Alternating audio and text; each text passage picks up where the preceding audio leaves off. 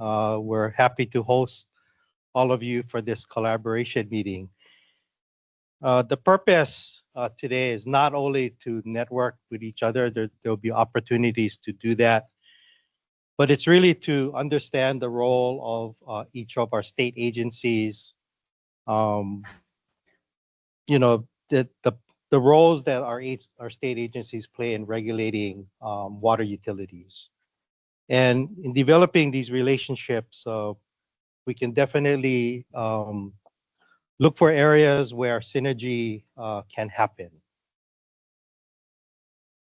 Today, you're going to hear from representatives from the regulatory agencies that ensure that our drinking water is safe, that our water resources are sustainable, and that reliable water service is provided safely uh, at economically efficient rates. Today, we are blessed to have four of the original participants from 2014. That's Joy, Neil Fuji, Michael Miyahara, and Carolyn Laborte. And I look out and I see some familiar faces. It just means we've been in this too long and at this too long.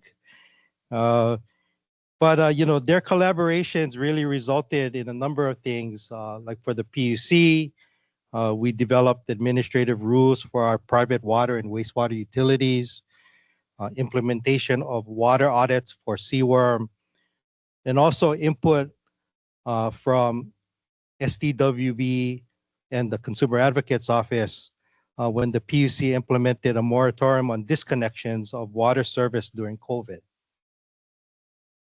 I will state that I hope this collaboration also addresses where the PUC can be of assistance to you folks. Many a times, and I've seen it during my career, both in the state and the private sector, sometimes state agencies, we can get in front of each other or cross paths, and then, right, what the resulting action, you know, sometimes may or may not serve the public well. And that those are our constituents. So it's open both ways, right? It's not just what you folks do, but it's also to understand what we do. And then in regards to what we do, is there any areas that, you know, we may need to take a look at to revise or do it a better way to assist all of your other goals, right? The other state goals that we have around water. You know, reflecting back 10 years, there are more issues facing water utilities today. For example, the EPA adding more contaminants like PFAS to the list of drinking standards, the implementation of public safety power shutoffs, and the concerns of how to continue water service during those events. Climate-wise, our islands are facing moderate to high drought conditions, and in Lahaina and other leeward areas of the state, the conditions are actually severe. We also have a conservation mandate, ensuring that there is adequate water supply for the future, both for cultural and modern use. And probably true for all of us, uh, agency statutes and regulations and how we administer them have changed as well. The solution lies in finding a balanced approach among all of the issues facing water utilities and users. And it is this collaboration among the four state agencies, and I would argue there's probably a few other state agencies or governmental agencies that should be involved in the collaboration. Um, you know, and focus on our respective duties and responsibility, but also actively communicating and listening to each other. And that's what's going to get us to that balanced approach on how we tackle these issues. I'll conclude that to perform some of this work will take time, perseverance, and funding resources. You know, one of the funding opportunities that came across my desk this past Tuesday, um, was that Hawaii is among 7 states eligible for disaster relief funding from the US EPA's Clean Water State Revolving Fund program. And there's a total of 1.23 billion in there. And the Drinking Water State Revolving Fund program, which has 1.77 billion in total funds. In Hawaii's case, our eligibility is due to the wildfire disaster in 2023. Access to these funds is through a state agency, and that state agency is SDWB. So I'm anticipating hearing more about this funding source as well as other resources that we all may know about that could pertain to the work that our agencies are doing to assist water utilities and users in the state. With that, enjoy today's meeting. If you have any questions, myself, I'll be here, my fellow Commissioner Naomi Kiwai, and all of our staff. If you have any questions about the building, about where to get around, anything like that, let us know and we'll be glad to help. Thanks.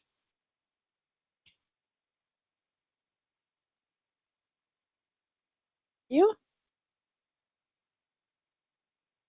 When I originally drafted the agenda, I was not expecting what ultimately happened with the group.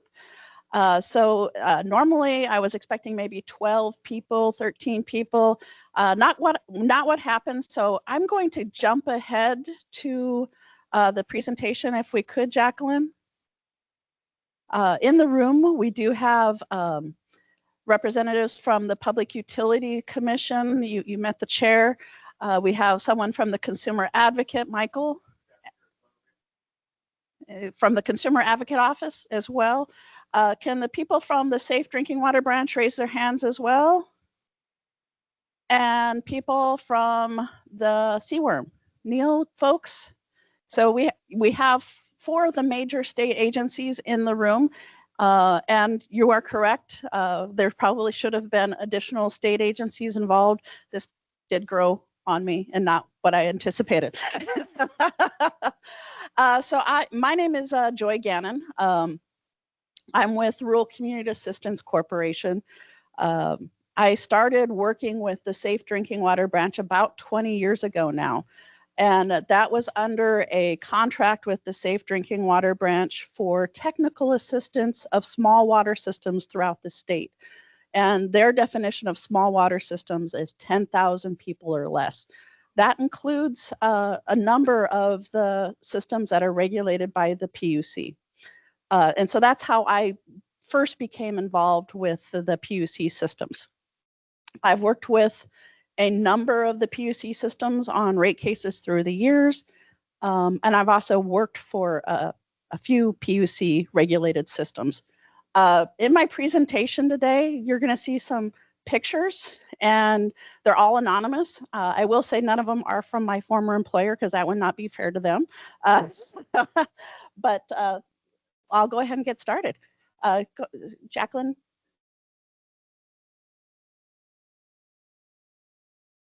Next slide. Oh, thank you. My contact information, email, phone number, and that is actually my little dog named Percy. I work for RCAC, which is part of RCAP, which is a national organization. We're a nonprofit. I am from the Western RCAP. Go ahead, next slide. A little bit about me, so you know who I am. I've been in Hawaii now for 20 years. I started out my career in Arizona, then Oregon, and then I was dying for some sunshine, and I've been here now for 20 years. Started as working as in the engineering department of a community of about 40,000 in Arizona. Ran public works utilities on the mainland, then came out here, and Michael took me under his wing about 20 years ago and started working with small systems. About 9 years ago, I said, time to go over to the island of Lanai, and operated the Lanai drinking water systems and irrigation system for about 6.5 years. and then decided it's time to go back home to Maui, where I live today. I live on the island of Maui in Wailuku. Some of the things I like to do, I like to go paddling. I volunteer at the Maui Arts Center. I have a dog who's my obsession. I travel quite a bit, both internationally for fun. I also work with small water systems throughout the state. You can see there's a picture of actually, I think that's a 6x6 or a 4x4 coming out of a small 8-inch pipe. Come from a huge, huge, huge family, one of 9 kids. And so in my family, I've got all types. I have the Jewish uncle, I have the conspiracy theory brother, I have, I've got them all. So that makes it really easy for me to work with a lot of different people because I usually have them in my family. I'm one of 9, my father was one of 7, and each one of them had about 7 to 9 kids. So I got them all. And I teach throughout Hawaii and the Western Pacific. So I teach in Guam, American Samoa, and Saipan as well. Next slide. During this presentation, I know we have quite a few people that are also online. During this first section, I'm going to be kind of like trying to lay the framework of who is it that we're talking about? Who are these PUC regulated systems? And then also, what is a water system? A lot of the people in the room maybe have not actually been to a water system. And so I'm going to say, okay, this is kind of a typical one. So I'm kind of trying to lay the framework of who are we talking about and what is it kind of typical? So we all kind of have the same base information. Given that we have so many people in the room and also online, I have another person that's monitoring the chat right now. So if you have questions about what I'm saying, during the talk, people in the room, I can see you, jump in, ask the question, raise your hand, let's address it. We got the time. I'm not committed to my agenda, so we can, if I'm probably not going to take an hour and a half. If we end up talking more at the end, great. If we end up finishing early, great. But if there are questions, please ask them. Monitoring the chat for questions is David Hassel. He is a DSO 5, so in California. In the state of Hawaii, we have 4 levels. California has 5.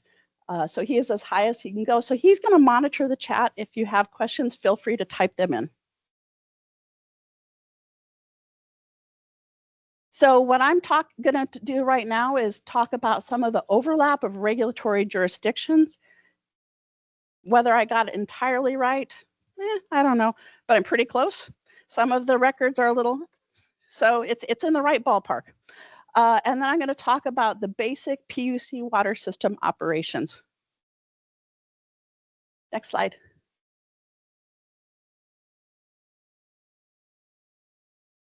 So this is some generalities, not entirely true, but generally speaking true.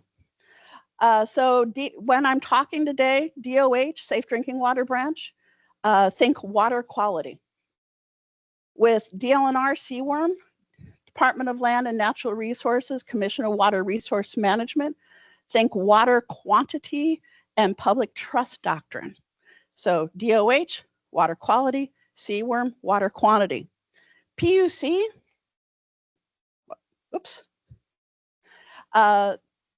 regulates the utility providing essential services and are doing so safely, efficiently, and reliably at just and reasonable rates while providing regulated companies with a fair opportunity to earn a reasonable rate of return. Private for-profit business, that for-profit's a little shaky.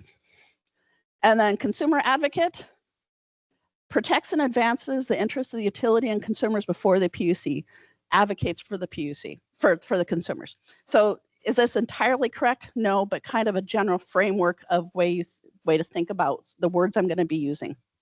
Next slide.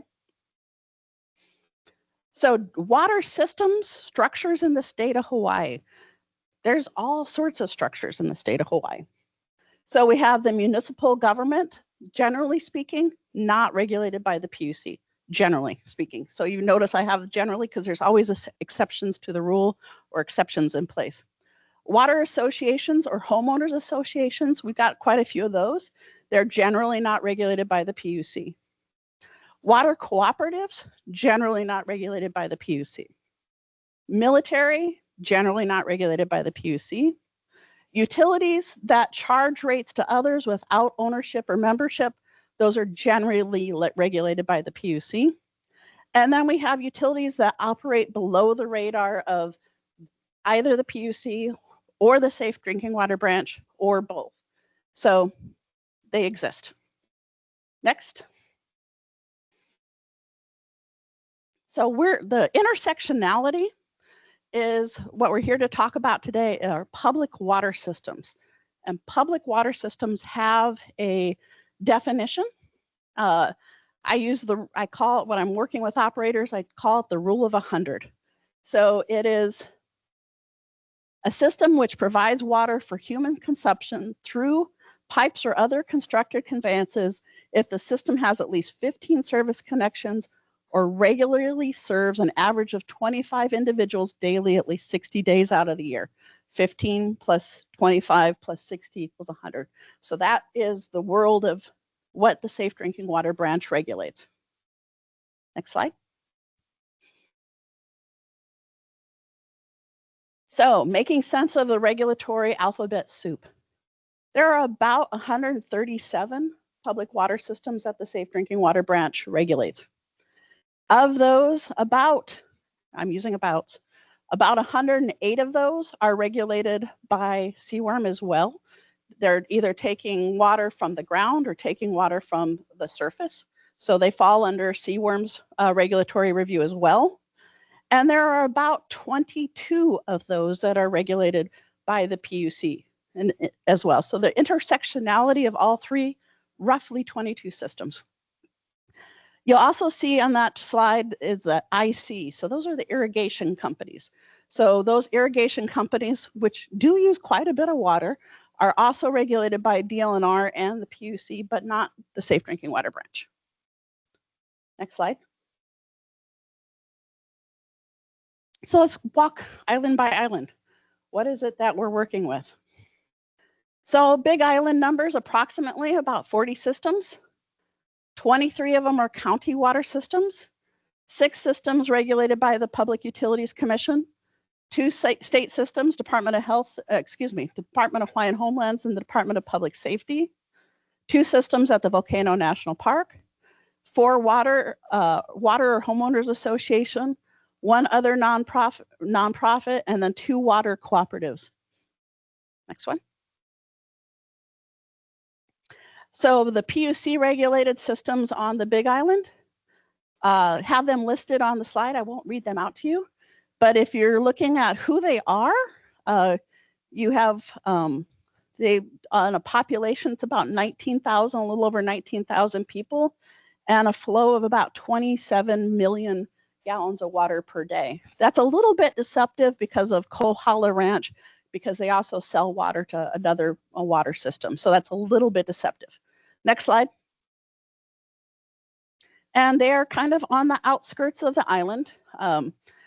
That's fairly typical of the PUC regulated systems. They're typically in locations where the county did not have a public water system to begin with, and that there was development that wanted to occur, whether that was residential development or like a hotel or tourism.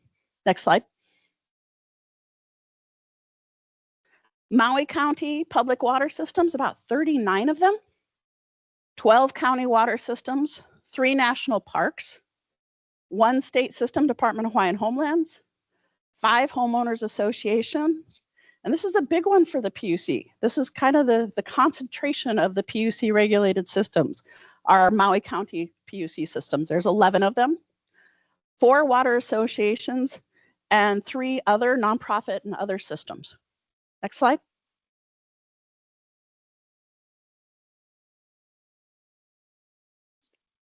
So you're going to see I listed them here on Maui County systems. You've got the island of Maui, the island of Lanai, and the island of Molokai. So those are all within Maui County. A few of these have been making the news lately. Few of them have rate cases in front of the PUC at the moment. Total population is about almost 1,900 people, and the flow is about 6 million gallons per day. This does not include the irrigation companies. This is just the public water systems. Next slide. Excuse me. This is actually the County of Maui Department of Water Supply systems. So because Maui County is such a big PUC one, I did want to highlight where the County of Maui ones are. They have systems out in Hana, Upcountry, Kenai, Central Maui, and then some over in Lahaina. And then you'll see the island of Molokai. They do not have any systems on the island of Lanai. For comparison purposes, you can see that their gallons per day is roughly 200, a little about 290 gallons per day. Next slide. Maui County is a little bit tricky, and there's been some bigger issues happening with Maui County. Obviously, we all know what happened in 2022 and 2023.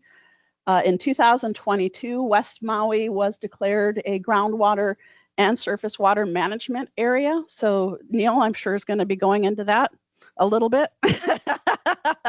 So that area has control on water pumping and water diversions. The colored areas of that slide, so that pink area is the surface water and groundwater management area.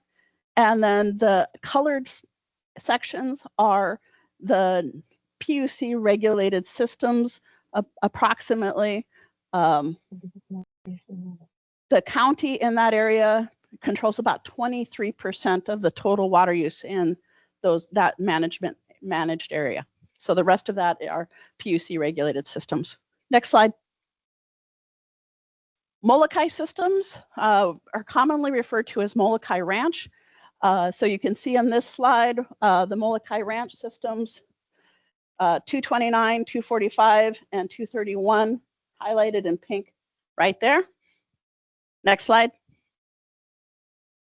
And then the island of Lanai, Lanai City, and then Manele Bay have public water systems. No county systems are on there. Next slide. Onto the island of Oahu, fairly limited. For PUC regulated systems, there are 39 systems, 8 Board of Water Supply systems, 3 state systems, DOH, public safety, DOT. DOT, I don't know about it anymore. It might have changed. Changed? Back to the military? Okay. So back to the military on that one. 4 U.S. Army Director of Public Works Systems, 1 U.S. Marine Corps, 4 Navy systems, 2 medical centers, 2 schools, 1 church center, 1 hotel, 3 PUC regulated system, 5 homeowners or water associations, and 5 others. Next slide. So the PUC systems on the island of Oahu, we've got, I always have a hard time saying this, Laie, thank God. Dillingham Ranch, and then Barbers Point. Next slide. Oh, excuse me, about 11,000 people, a little under 3 million gallons per day. And again, outskirts of the island. Next slide. And Kauai Public Water Systems, about 19 systems, 9 Department of Water Supply, 1 Navy, 3 state systems, DHHL and DLNR state parks, 2 PUC regulated systems, 1 cooperative, and then 3 other systems, a former sugar plantation, a trust, and a lease through the state. That one, who knows whether it'll continue. Next slide. Of the 2 public water systems, Princeville is probably the bigger of the 2. Total is about 7,000 gallons per day. Excuse me, population about 7,000, and flow of about 1.2 million. Next slide. Total, when you look at the islands put together, we have a total population of roughly 56,000 people and a flow of about 37 million gallons per day. So it's pretty significant when you add it all up. Next slide. All right, any questions on the first part before I go into basic water system operation? David, are there any questions during, you can't actually answer me? unless the speaker comes through. It will. Any questions, David? If the speaker comes through, you're good. There's nothing. Okay. Awesome. All right, we're going to move on to basic PUC water system operations. So this slide is incredibly busy and incredibly hard to read, but there's and so I made it colorful. And I wanted to put this up here to kind of talk about some trends and what's happening as nationally in the world of water. So this is a survey that American Water Works Association puts out every single year across the nation. And they basically say to all the water professionals, what are the biggest concerns that you have as a water system? And they get all the answers back from the United States, and they say, okay, these are our top 10 concerns or issues that we're having right now. And so this is 2020, 2021, 2022, 2023, and 2024. So I wanted to talk about some of the trends and some of the bigger issues that water systems are consistently saying are issues for them. So, Jackie, if I move over here, am I okay still?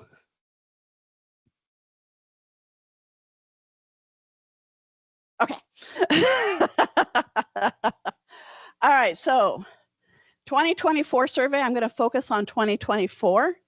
So the number one issue in 2024 across the nation for water systems was watershed and source water protection. It's the first time that showed up as the number one issue for water systems. If you look at it, it was consistently there. So it's this light green color. It's showing up previously, but as a lower priority action item.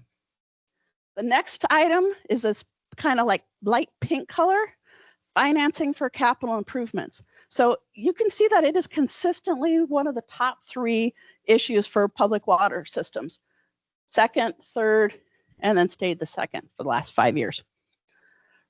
Third item, this kind of bright blue, renewal and replacement of aging water and wastewater infrastructure, dropped down to third this year, but historically had been the number one issue. Next item, number 4, kind of this, I don't know what color that is. Mustard, thank you. When I started out in school in engineering, I can't name colors. Yellow, I don't know. So long-term water supply is number 4.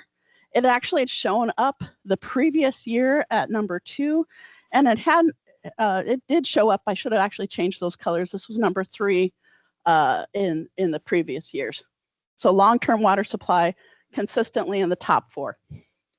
Next one is financial sustainability, obvious reasons. Next one, public understanding of the value of water systems. That one also shows up pretty consistently in various different locations, but always in the top 10. Workforce issues is this bright blue. We have, and this is true in the state of Hawaii, getting operators that can do the work or engineers that can do the work. And the experience level is a huge issue, particularly for the small water systems. So this year it was 1, 2, 3, 4, 5, number 7, but you'll see it's consistently in the top 10. Next item, number 8, groundwater management and overuse. This is in Neil's bailiwick, but it is always showing up in the top 10. For the first time in this survey, drought or periodic shortages shows up at number 9. And that's this color right here, first time. And the second time this issue showed up is cybersecurity issues, number 10 for 2004 and then 2022. Kind of interesting to me is that there's some themes in here that are consistent with the state of Hawaii. Watershed source water protection, groundwater management overuse, drought and periodic water shortage, long-term water supply availability. There's a definite theme where 4 of those issues are showing up nationally as the top 10 issues facing water systems. Next slide. All right, I'm going to start now talking generally small water systems. Mike, jump in anytime you want. Joan, jump in anytime you want. I'm not going to talk too much about it because Dennis is up next. So the general theme for most public water systems is that there's a multi-barrier approach to keeping water clean from the time you start pumping it till the time that you deliver it. So throughout the process, where's the water source coming from? What's that source look like? How are you treating it? What's the storage? How is it being monitored and tested? Next slide. Also part of that is Joan and her team go out and they do sanitary surveys. So Department of Health goes and inspects the water system and says, is this clean, essentially? Is this being safe? So every 5 years for most systems, not all of them, they go out and they do a sanitary survey and they start at the source, they go all the way through, they can look at records, etc. Next slide. So I'm going to talk a little bit about some typical and show pictures of some fairly typical systems. And I threw in a few pictures just for gasps. Okay, next slide. So what does a source look like? Most of our systems, not all of our systems, most of our systems are groundwater systems where we have a well, we have a pump, and we're basically taking water from the ground. Each well has what's static water level, so basically where's your groundwater at? You have a pumping level, and those two numbers can be fairly close together or they can be radically different. Depends on the system, depends on the geology. Some of our systems are really good about monitoring that. Some of our systems are not, and that can be a problem. You have the radius of influence. How far away is that well pulling from? Am I interfering with another well? In some cases, we do have that. Next slide. Here's just not the greatest picture of what one looks like. I realized when I was putting this together, I only take pictures of things that go wrong. I don't take pictures of the ones that are great. I got to change that. But, but this is a fairly typical setup of what, ignore this part, that's the wrong. But this is a fairly typical picture. Next one. Then typically it goes from pumping to treatment. This is a somewhat typical treatment system here in the state of Hawaii. Most of our systems treat with sodium hypochlorite. So most places here in Hawaii buy their chemical from BEI. So the sodium hypochlorite, think bleach, actually like a really strong bleach that is actually safe to put into the water. They have to be certified to NSF 61 for chemicals. You want to know how I know that, Michael? C, one is for chemicals, one's for materials. C before M, 60 and 60. 60. Yep, 60. There, so NSF 60, excuse me. So C and M, 1 and 2, 0 and 1. You have your sodium hypochlorite in the barrel, and you have basically a chemical feed pump. And as the water's being pumped, you may have it different ways, but you're essentially have a little chemical feed going, or it can be a rotating one where you've got a wheel, and every time it rotates, it adds a little bit of chemical. Tons of things go wrong with them all the time. You can lose your vacuum. Tons of things go wrong. So you're also monitoring this on a regular basis. Am I actually putting in the chlorine? Next one. So you're monitoring by testing, okay, how much chlorine do I actually have in the system? And so you go, this is one type of chlorine monitor.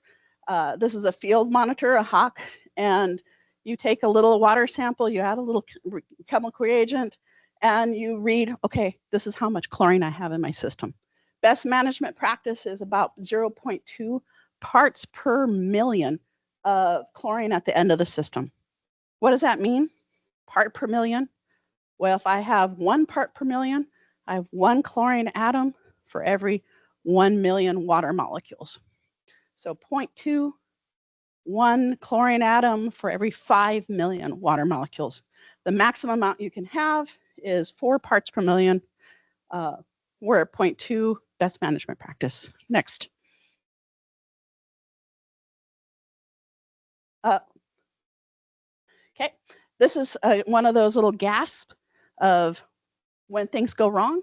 This is another picture of a sodium hypochlorite system on one of our islands. This is not one that was regulated by the PUC. They do require maintenance. So if you're not maintaining this, you get filth like this. Next slide. Mike might actually remember me when I sent him this picture many, many years ago. And I was like, Mike, I've never seen anything like this before. And this is actually what that sodium hypochlorite looked like at that system. It's brown. It's not supposed to be brown. When you open it up, you should smell chlorine, just like when you open up bleach. You had no smell.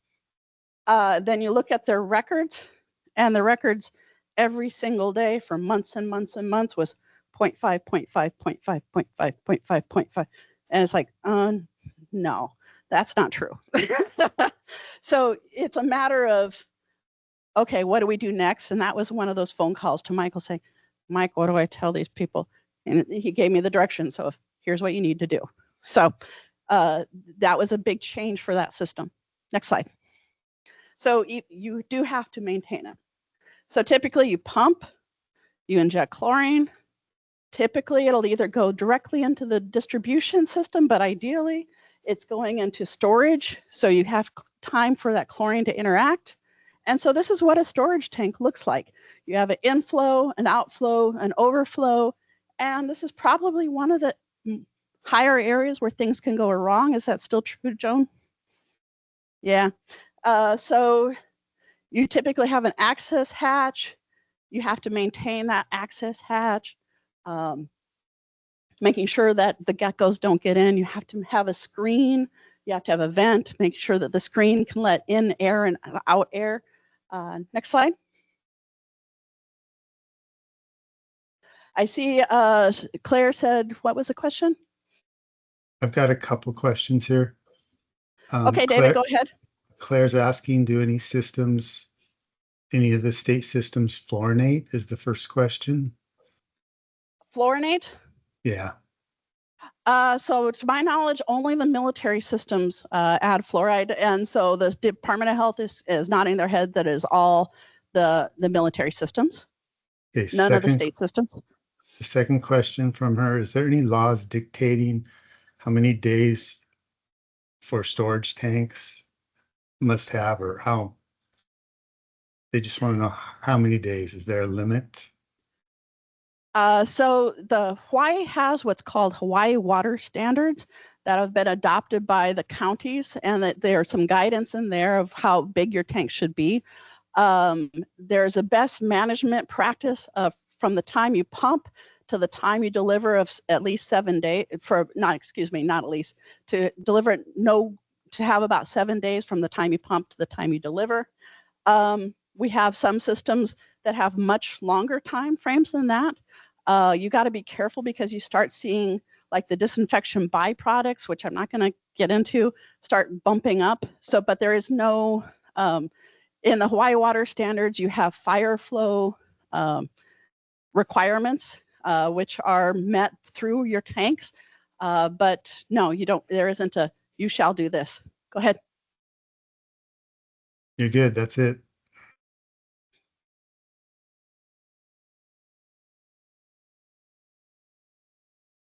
From the Public Utilities Commission, a follow-up to that question. So say you have like a utility that cycles through their entire tank every day. Is that like, would that, I know that's not a best management practice or aligned with the BMP that you just stated, but is that permissible within the state? Ideally, if you're looking at the Hawaii water standards, and I don't have them off the top of my head, so please jump in if anybody knows them off the top of their head. you need to be able to provide water for X number of days without pumping from your source. And I want to say it's 16 hours, 1.5 days.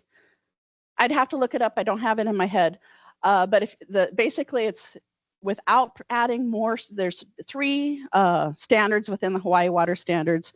And you have to meet all 3 of those standards. And it basically says, okay, you need to be able to provide fire flow for 2 hours under these sorts of conditions. Not all systems are required to follow Hawaii Water Standards, but they're really great guidelines. And if you're submitting plans to the Department of Health and you follow the Hawaii Water Standards, a lot fewer questions. True, Joan? Yeah. Joan, do you happen to remember them? Okay, me neither. But there are 3 and they're listed in the Hawaii Water Standards. Each county has adopted their own version of the Hawaii Water Standards. There's little tweaks by each county depending on the circumstances. Here's another example of what a water tank looks like. This is actually a glass infused tank. Next slide. A couple steel tanks. You can see what they look like. Just FYI, the standards for the ladders have changed. I think we're probably at year 15 roughly for implementation of that going out. Next one. And this is a hydropneumatic tank, so essentially creating a pressure zone area. Not a lot of the PUC systems have these, but they are in the state as well. Next slide.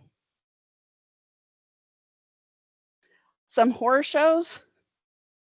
This is actually not one of the PUC regulated systems, but you do have to go up on top of the tank periodically and say, is my vent still there? Is my hatch still there? Do I have any pukas in? Was this one of your pictures, Mike? Yes. And so you do have to go up there periodically and check things out. Next slide. These are actually my pictures. This is another tank that was live when I was there. Somebody had shot a bullet hole through the tank. The system took a stick, shoved the stick into the hole. The stick swelled, stopped the leak, and they kept the water below the stick. And, when I originally had gone out there, I was like, oh, how often do you go to the tank? And, oh, about every year. Okay, let's go. I'm up there. And we get up there. And he's like, it might have been longer than a year. I think it probably had been longer than a year. Next slide. So this tank was affectionately named the disco ball tank, because if you look at all the lights, it does not exist anymore. Go ahead, next slide. All right, so we've gone from pumping to treatment to storage. Now we're moving into the distribution system. So before there was a distribution system, we carried it. David, did I see a question? Yeah, they're asking how common is vandalism on tanks? Oh, there's vandalism on tanks all the time. So there should be a fence around the tanks. There's also a sign on the tanks saying don't interfere. There's some really pretty views on top of these tanks. And so people like to go up top, drink some beers. I've even seen a frickin' couch up there once. So yeah, it happens. Should it be happening? No. Is it illegal? Yes. Does it happen? Yeah, it does. Next slide. Next slide. So distribution systems. What are we wanting them to do? We're wanting them to maintain water quality while in the distribution pipes. We're wanting to supply water to all with sufficient pressure. So with sufficient pressure, we want at least 20 pounds per square inch throughout the distribution system at all time. What does that do? It prevents, bacteria and creepy crawlies and stuff from coming into the system. So we want to have pressure all the time. We want to supply the requisite amount of water during firefighting. So we want to be able to have pipes of the size that are necessary to prevent a fire, configured so no consumers without water supply during repairs. That's not always true, but ideally, water type to keep losses, leaks to a minimum. Next slide.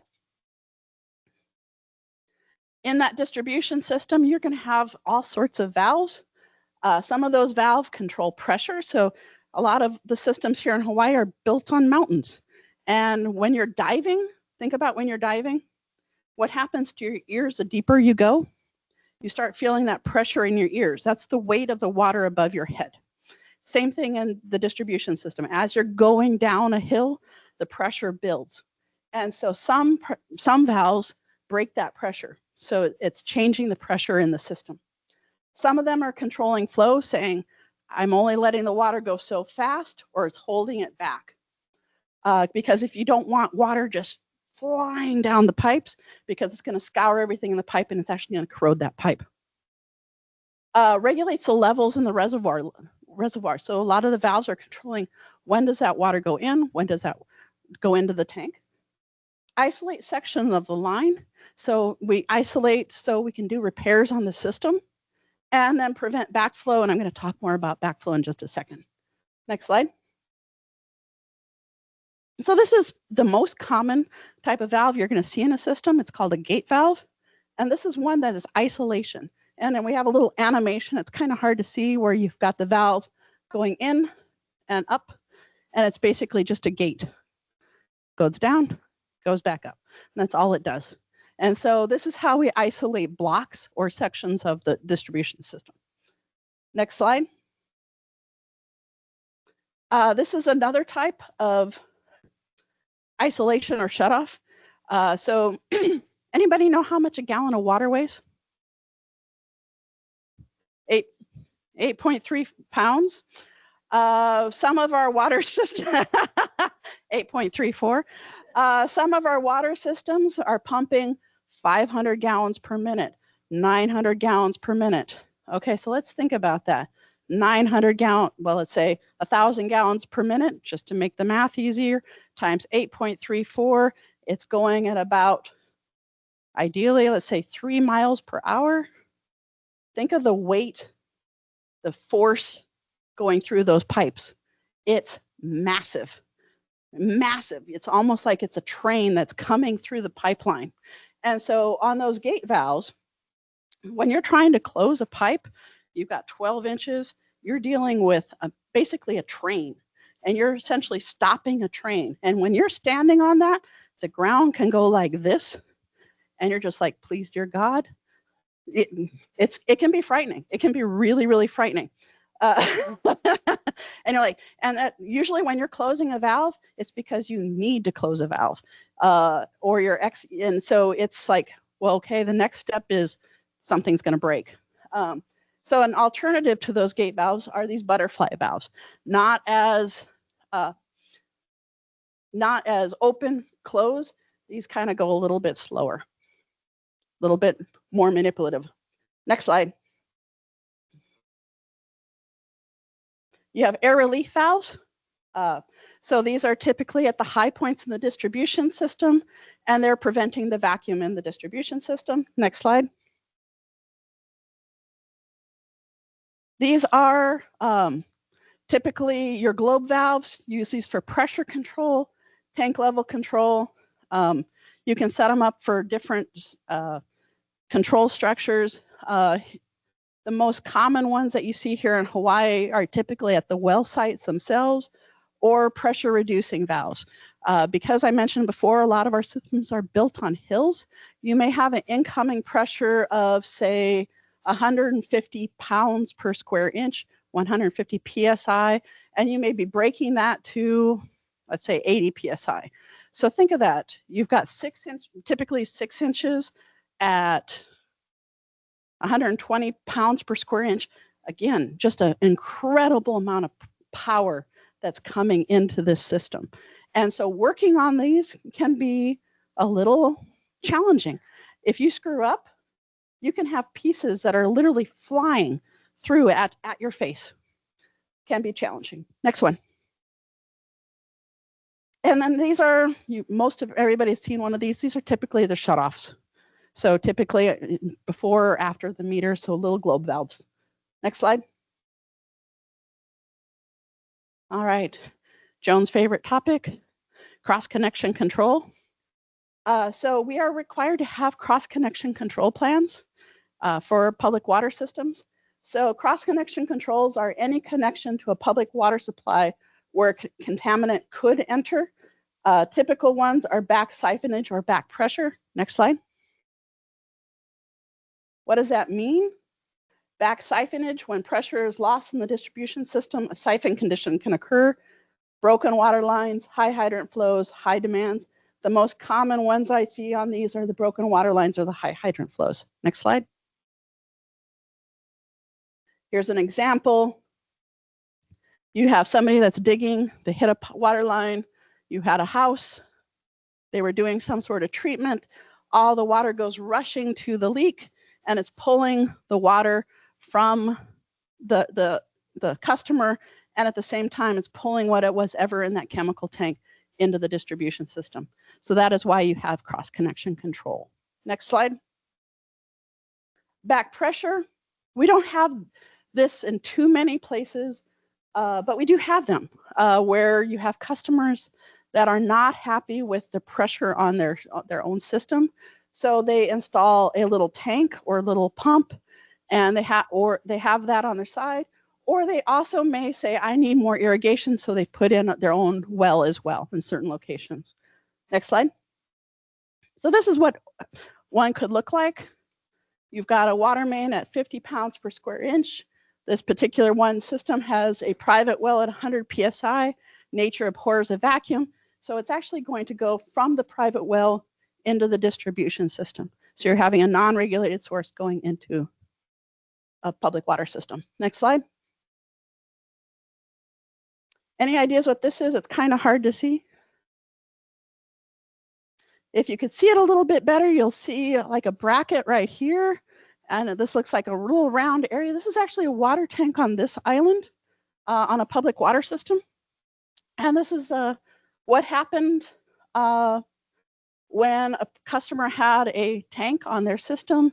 Their tank had pucas on the top. It got a lot of algae. There was a backflow. Their tank drained into the public water system. Yeah. Next slide. This at the time was a PUC regulated system, is no longer. So this is a potential cross connection where you had agriculture. Next slide. And what that connection looked like. Next slide. All right, this is near and dear to everyone's heart, is meters. They provide a method to fairly distribute the cost of providing water service.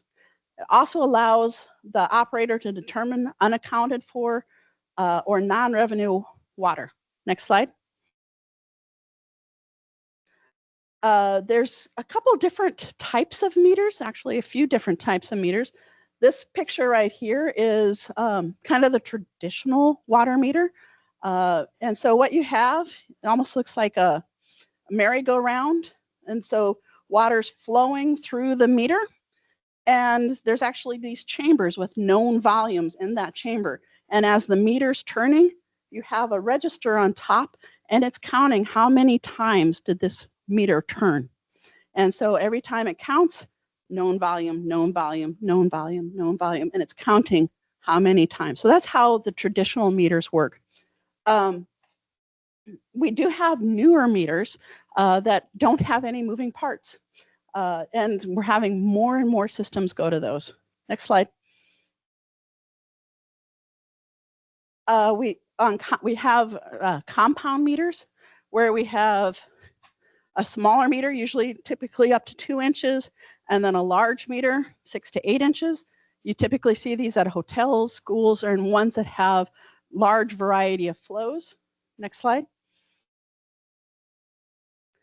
And we're starting to see systems with advanced metering in technology, or AMI. So this is actually a non-regulated water system. So regulated by the PUC, no, excuse me, not regulated by the PUC or the Consumer Advocate. but regulated by CWRM and Department of Health. So they have roughly 500 customers. They've installed 89 smart meters that, and those 89 are measuring about 90,000 gallons a day. 37 of the 89 have leaks past the meter totaling about 15,000 gallons a day. In the audit, the water that they consider unaccounted for is roughly about 19%. So that 15,000 doesn't show up in the audit because they actually are measuring it. So total, their non-revenue, their water that's being lost is pretty significant. Next one. You have a question? Yep. Does anyone know if Honolulu BWS is looking into smart meters for residential customers? They have them. Yep, they have this exact type actually. So yes, County of Maui uses these, Kauai Department of Water Supply uses these, Honolulu Board of Water Supply uses these, and roughly off the top of my head, I would have to do further research, but the top of my head, about a third that I know without doing further research, the PUC systems use these.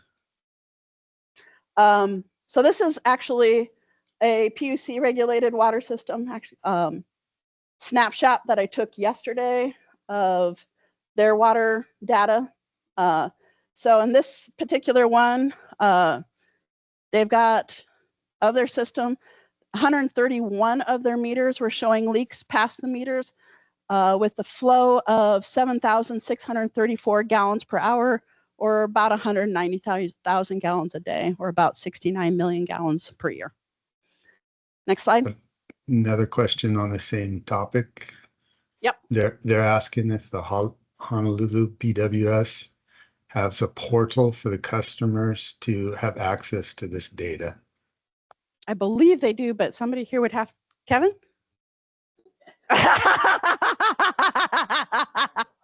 What, Ken?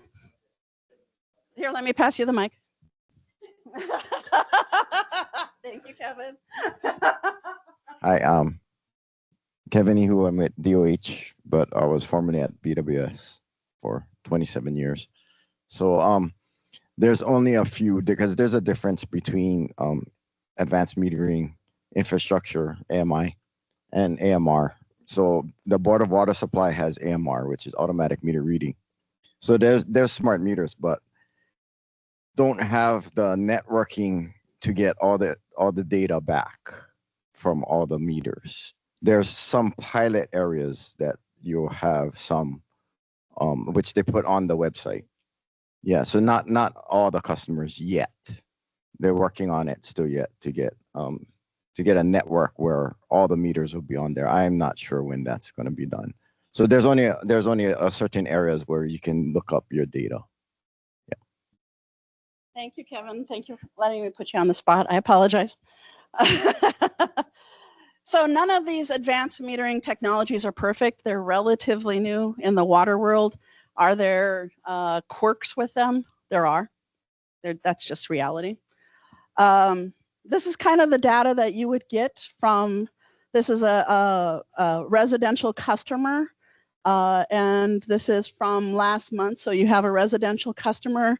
You can see the days of the month here, 1, 2, 3, 4, 5, moving on through, and 250, 500 gallons per day. And you can see what that typically, you know, this person's roughly between 200 and 500 gallons per day.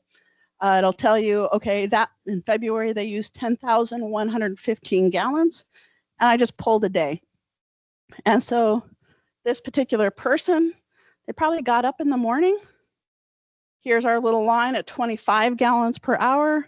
They probably got up, started making coffee, took a shower, etc. Probably started making lunch. Here's noon. And in the evening, quite a bit of activity, but you'll see during the middle of the night, there's no water use. So this is a customer without a leak in their system. Next slide. This is a customer with a leak in their system. So in the previous slide, we showed one where, hey, there's no use during the middle of the night, which is fairly typical of a residential system. This is a customer with a leak. So at no point in time do they not have water going through their system. Next slide. All right. So with metering, we also are reporting to public water systems, not all public water systems, quite a few public water systems are reporting to CWRM. Actually, yeah, almost all of them are reporting to CWRM their water use, how much they're pumping or pulling from the surface.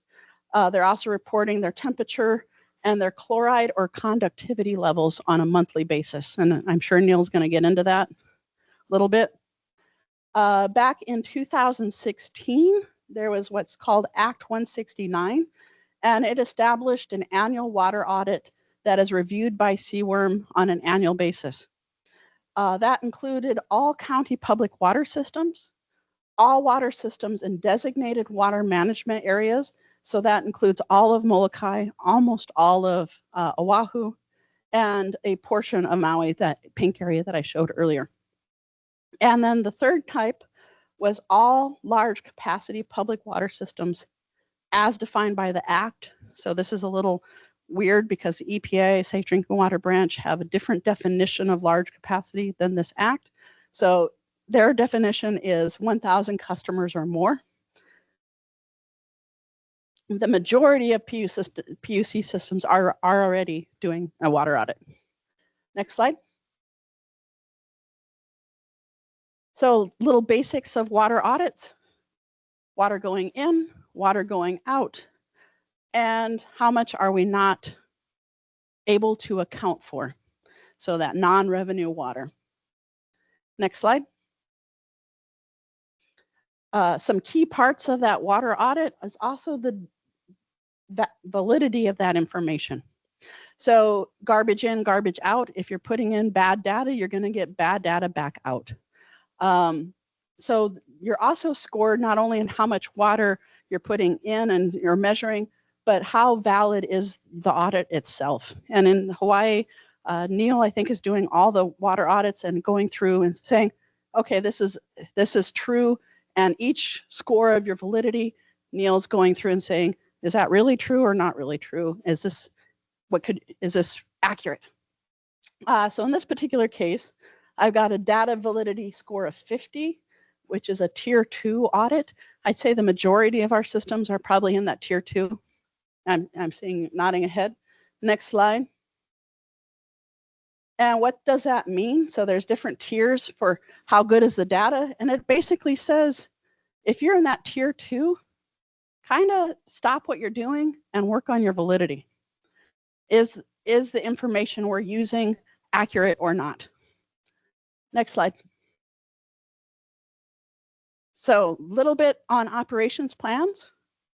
Function of operations plans: when Joan is going out and doing a sanitary survey, she's asking for certain documentation. She's asking, do you have an emergency plan? Do you have a cross-connection control plan? Do you have a spill response plan? Do you have a capital improvement plan?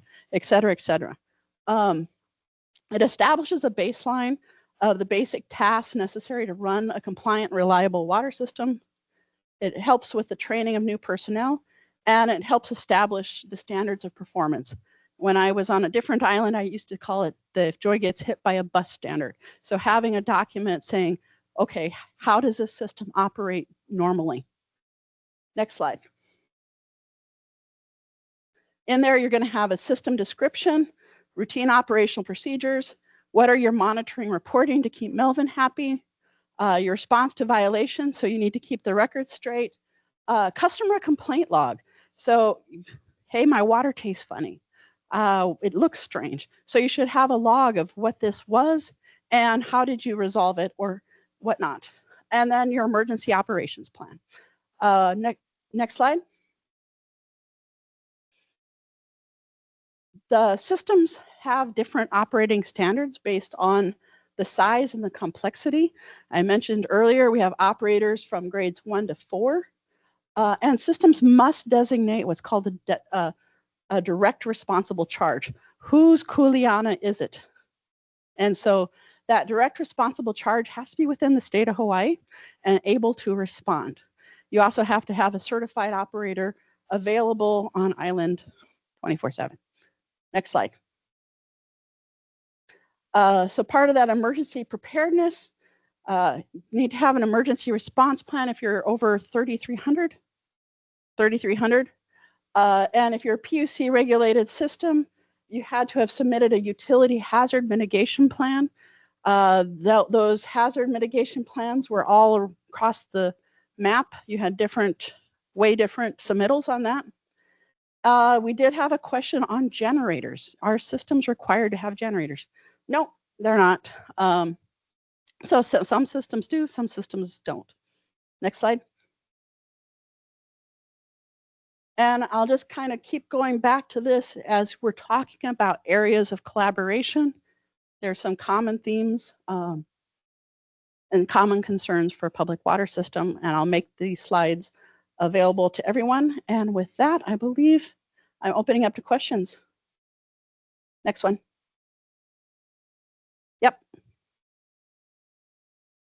I guess for the government systems, how common is it for different parts of the system to have backup generators? And then same question for private systems. Joan, what do you think? How common are generators on both public and private systems? Majority of the county systems have emergency generators already in place. As far as the privately owned water systems, I want to say at least half have. And if they don't have one on site, we usually encourage them to have a plan for getting emergency power to their system, especially if like you have a heads up of knowing like there's a storm coming or something like that. Storage on site as well, or do they have to truck that in during emergencies or outages? Most systems do not have raw storage. The surface water systems will. Yeah, that's not a requirement. Oh, fuel storage. I'm sorry, I heard raw storage. There is usually a day tank that if they have a fixed in place generator, there's usually a day tank on site that they can have refilled every few days. Hi, I'm Melvin Tokuda with the Department of Health Safe Drinking Water Branch.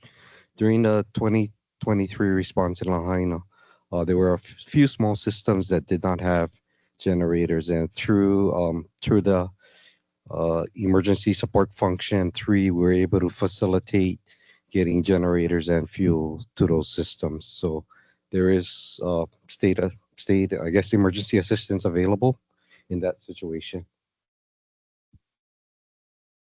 So say there was like a category, say 3 hurricane that were to, if it was like a direct hit to say Oahu, and the electricity were to go out for, let's say, 2 weeks, how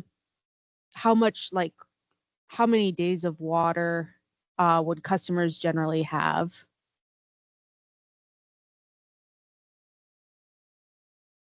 You're supposed to keep, I believe, a storage of 3 days in your own house. And so there's 1 day of storage. If you look at the emergency response plans for Oahu, the plan is to get people off the island and basically onto the mainland. That is the plan, truthfully. I had a question. I'm Carolyn Laborte with the PUC. On the chart that the previous slide, that jump of that #1 concern nationwide, is that I can't read what it says. It says watershed and source water protection. Is that a result of wildfires in recent years? I suspect. Okay. I suspect because it was a huge jump.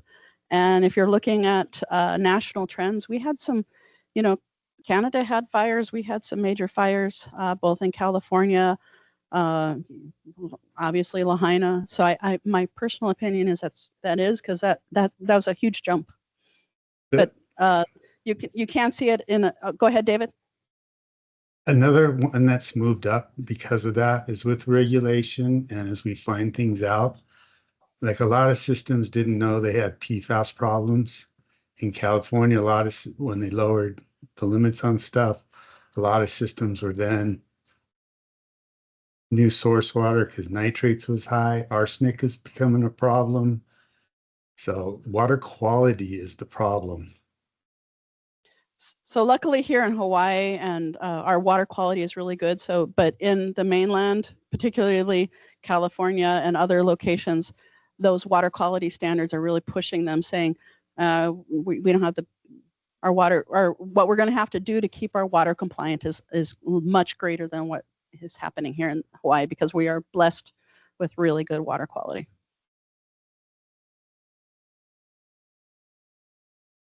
Okay. There's a hand raised online. Is there a question online? Go ahead and turn your Oh speaker. no, hi, Okay. this is hi Joy. This is Ann Cam with the Safe Drinking Water Branch. With that watershed source water protection, that's basically, I would think that came into fruition because of One Water and just the reduction of water overall seen throughout the nation and the world, and the lower flow of the Colorado River as well too, and people's knowledge that we have to protect our water sources, and that's why it's become number one on the list. It's we're seeing some national trends, and in Hawaii even more so. If you're looking at rainfall in the state over the last 30 years, you're seeing a significant drop in rainfall. In the last year, in areas that we have not had problems before, you had wells going out due to droughts. One of those was actually on a neighboring system to the to a PUC system. The PUC system was the only water system that could help them. So they allowed them to use water. And shortly after the other system got their well back up online, one of the PUC system's wells died. So it does, we're seeing impacts not only on Maui, Lanai, and actually what started this conversation, because I travel throughout the state, is 6 different PUC regulated water systems actually talked to me and said, how can we do a water conservation plan? If you look at our rules and regulations, it's very limited in how we can actually do them, because as soon as I try to implement this, I'm going to get sued. And so those were 6 different water systems saying, I've got a problem, I don't know how to fix it. And so that's actually was the impetus of this meeting, is one of those water systems saying, Joy, can you help? And so that's actually what started this.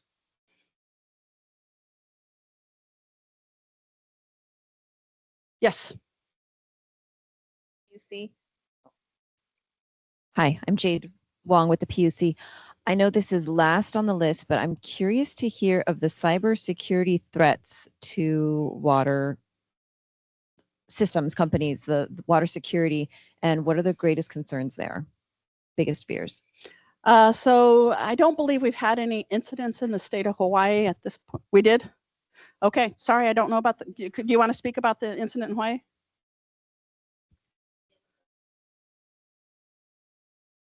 It was a mainland operator that has a water utility system in Hawaii, and they informed us last year that there was a breach into their system.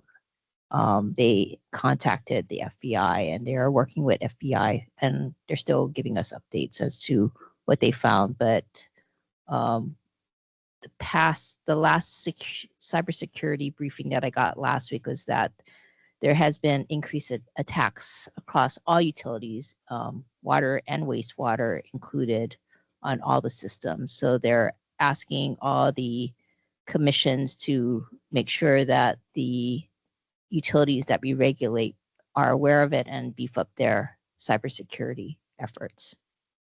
I know some of the county systems have been hit with different attacks. On the mainland, you're seeing a variety of things happen, whether it's from basically, I've got your data, if you want your data back, you need to pay a ransom. That has happened. You've had One of the things I did not mention earlier is what's called SCADA, Supervisory Control and Data Acquisition. A lot of these systems have SCADA systems, which essentially controls the water system. You sometimes will have somebody get a hold of that SCADA or take control of this SCADA, which essentially allows them to run the system. In certain locations, you've had disgruntled operators go in and actually change the settings of, well, you're only supposed to add this amount of chlorine and I'm going to actually add this amount of chlorine. And so you can poison people. In that particular case, they caught it in time. I have an operator friend who was in Washington when their system was attacked.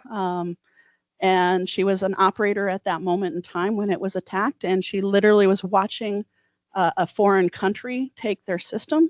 And whether that's for future use, who knows? The FBI did get involved. So it is happening.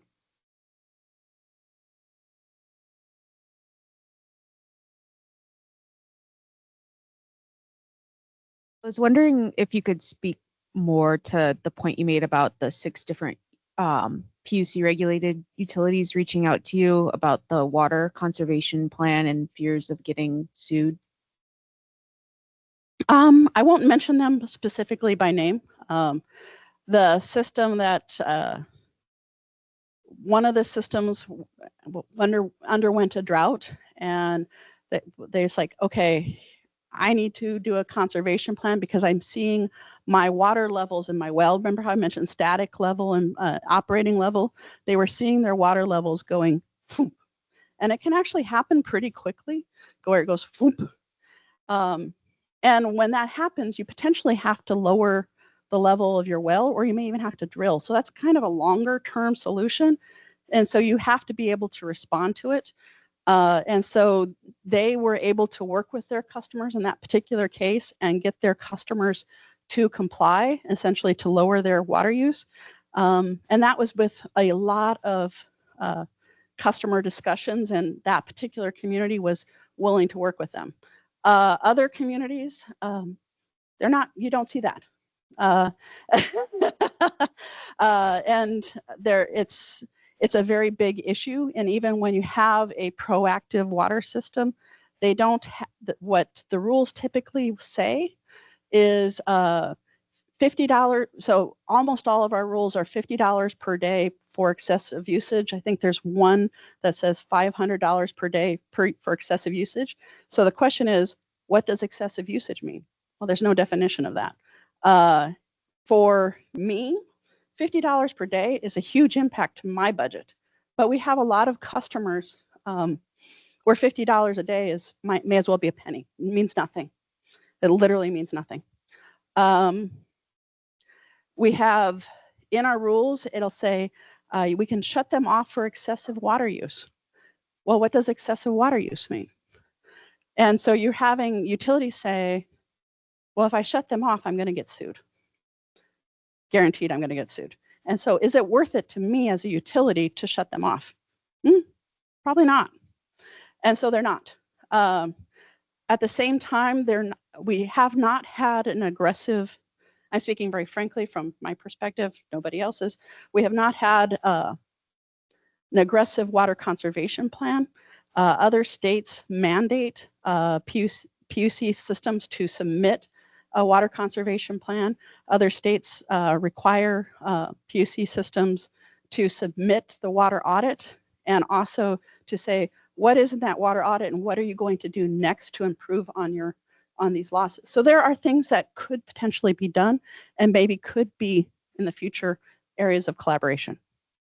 But it's a huge problem.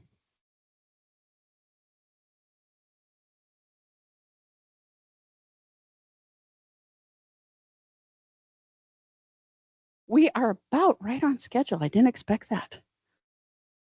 Any other questions? Otherwise, we'll maybe take a 10-minute break, get some food, go visit the facilities, and then reconvene here at, let's go 10:40. Is that all right with everyone? Okay.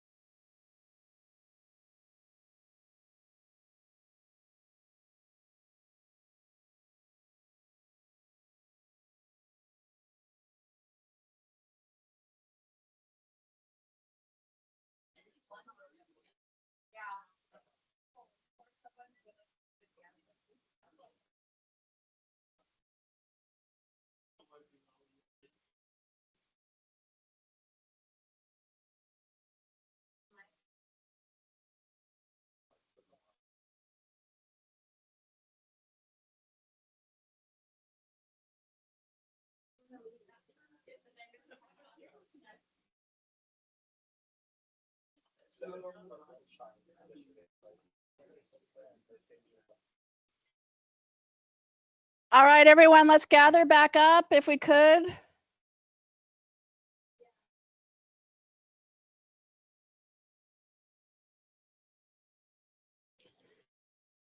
Thank you, everybody, and online.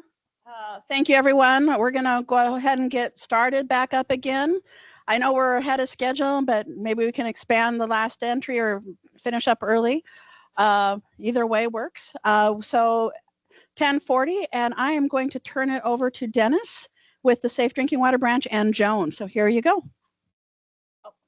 I will be monitoring chat, and then I will be, if there's chat that Dennis doesn't see or Joan doesn't see, I will raise my hand and bring it to the group. All right. Thank you, everyone. My name is Dennis Gaudencio Lopez. Gaudencio is my legal name. So if you see my email, it's gaudencio.c.lopez. That's me. Let's see. I'm the branch chief for the Safe Drinking Water Branch. Next slide, please. We're part of the Environmental Management Division. Above EMD is Environmental Health Administration. So the Department of Health is broken up into different health administrations, and we're part of the division under environmental health and Safe Drinking Water Branch. In our branch, we have our administrative, engineering section, compliance, monitoring, and groundwater pollution control. Next slide. So what is our mission? Basically, like when we cooperate with our friends at CWRM, their water quantity, we're water quality. So we're water quality. We do not regulate rates, or we do not regulate access, right? But you have to, if you are a public water system, you will be regulated by the Safe Drinking Water Branch.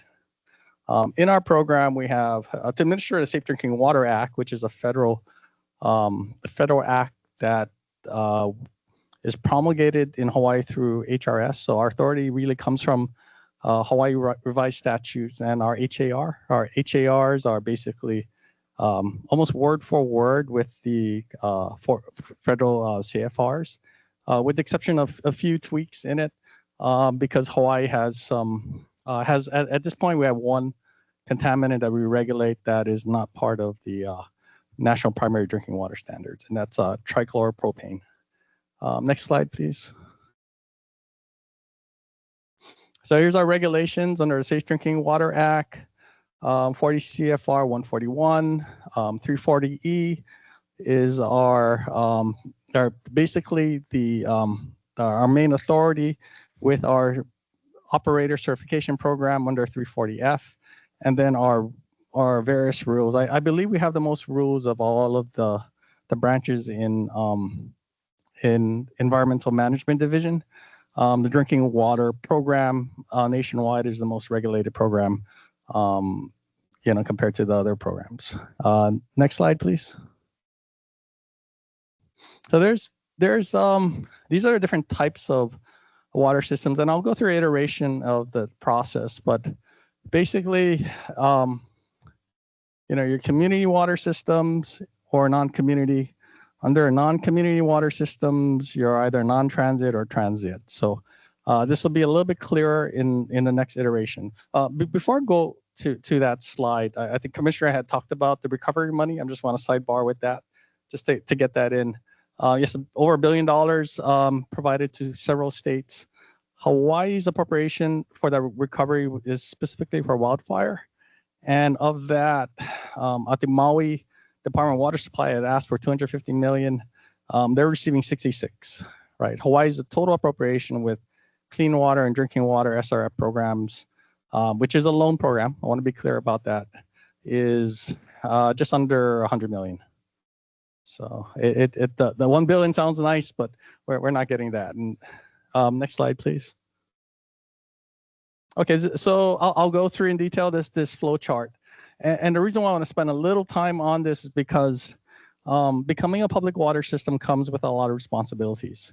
Often a system can start out as an unregulated system and actually end up through development.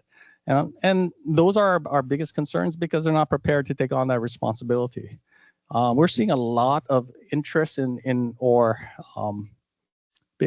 we're actually seeing an uptick, right, in the amount of requests for capacity development in order to become a public water system.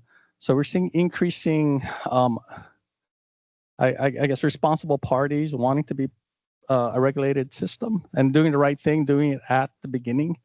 And so, and we're also seeing with housing becoming a big issue, the governor's incentive. Often we're getting requests. They don't want to be a public water system. And so we kind of help them navigate around that because we want to make sure that the water quality comes from, an accountable water system or regulated public water system for that particular development. Next slide, please.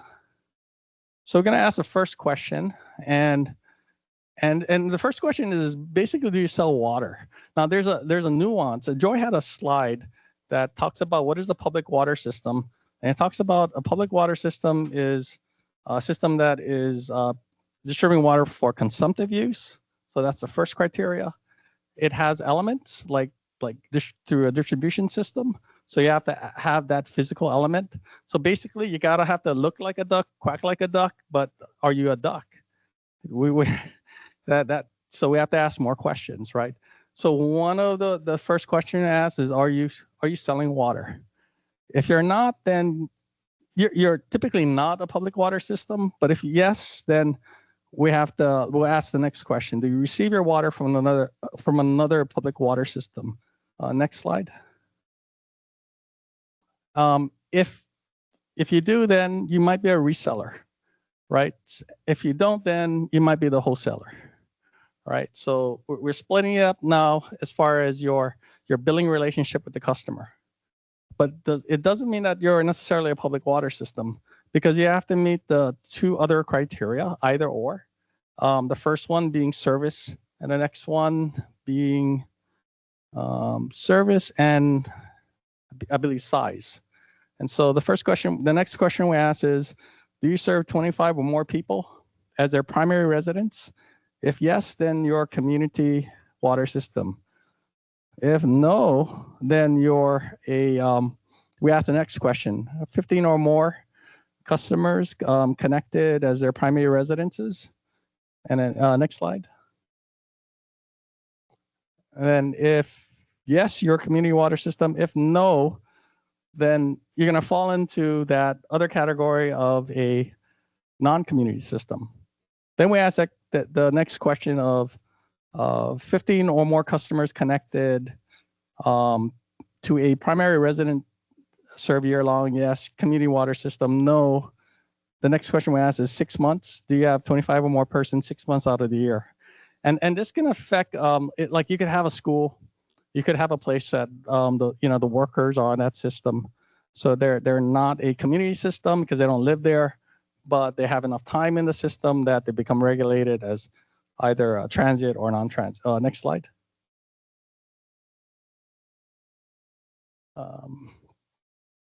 Transit or non-transit system. And this is on the reseller side. If we go to the next slide, please. The same iteration is done for the wholesaler side, right? So what we're trying to do is parse out whether you're, if you are the reseller, then you're a consecutive system, right? That's a distinct type of system that's regulated under the Safe Drinking Water Act. And both on the reseller and wholesaler side, we're going to ask the question, you might be a community, transit, or non-transit system. And so why bother going through this classification? Because they're regulated differently. They have different reporting requirements. They have different testing requirements. And so we have to, once we identify you as a public water system, we'll drill down and try to categorize you so we know how what type of compliance requirements you have. Next slide. So actually, this slide is more for Wong. Wong is our compliance officer. I'm gonna bring Wong up so you don't have to listen to me talk for the next. Okay. All right, next slide.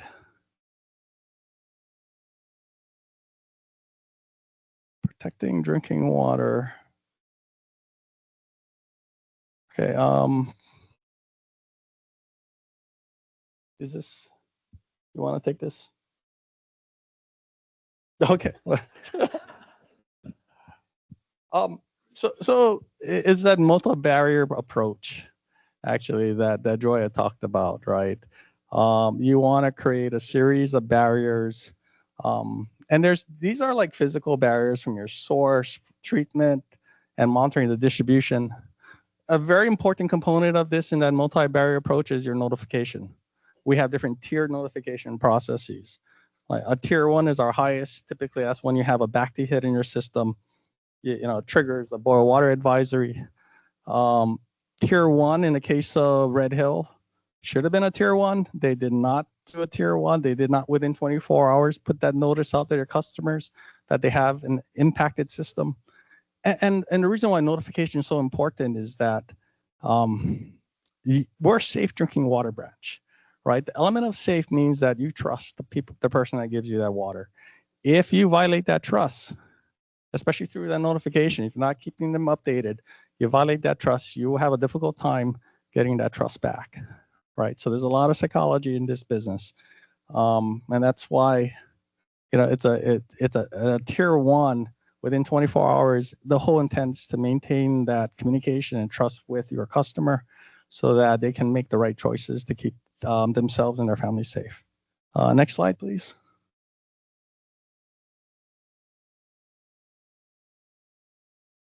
Yeah, so we went through that. How do we regulate? This is that definition I was talking about that Joy had. So some comes up with public water system, provides water for human consumption, that's drinking. And then these elements of construction, pipes, tanks, we look for all of that. And then we ask the 2 questions, service connections and 25 individuals, right? So that's basically service and size parameters. You have to have either or. And then that triggers that you're a regulated public water system. Next slide. All right, I'm gonna bring Iris. Iris is with our groundwater pollution control, and she can talk more in detail, specifically the underground injection controls program. Thank you, Dennis. I'm Iris van der Zander. I'm the supervisor from the underground injection control section, which is under the groundwater pollution control section. Next slide. So we are in a groundwater pollution control section, but we are more commonly known as the underground injection control section. And our section is mostly comprised of geologists. We have right now under me 2.5 staff for the entire state. So it's quite a bit. I put this picture in here because my colleague Wong, he refers to us as the underground or cave dwellers. We deal basically with disposal. So we are under safe drinking water, but our purpose is to protect underground sources of drinking water from pollutants. So what we allow is what we call class 5 injection wells, which are non-hazardous waste fluids. Nobody really wants to talk about this usually. Nobody wants to talk or know about waste, but everybody does make waste and it has to go somewhere. So we are trying to regulate this to protect drinking water in the first place. Next section. So in practice, how does that look like? In the late 80s,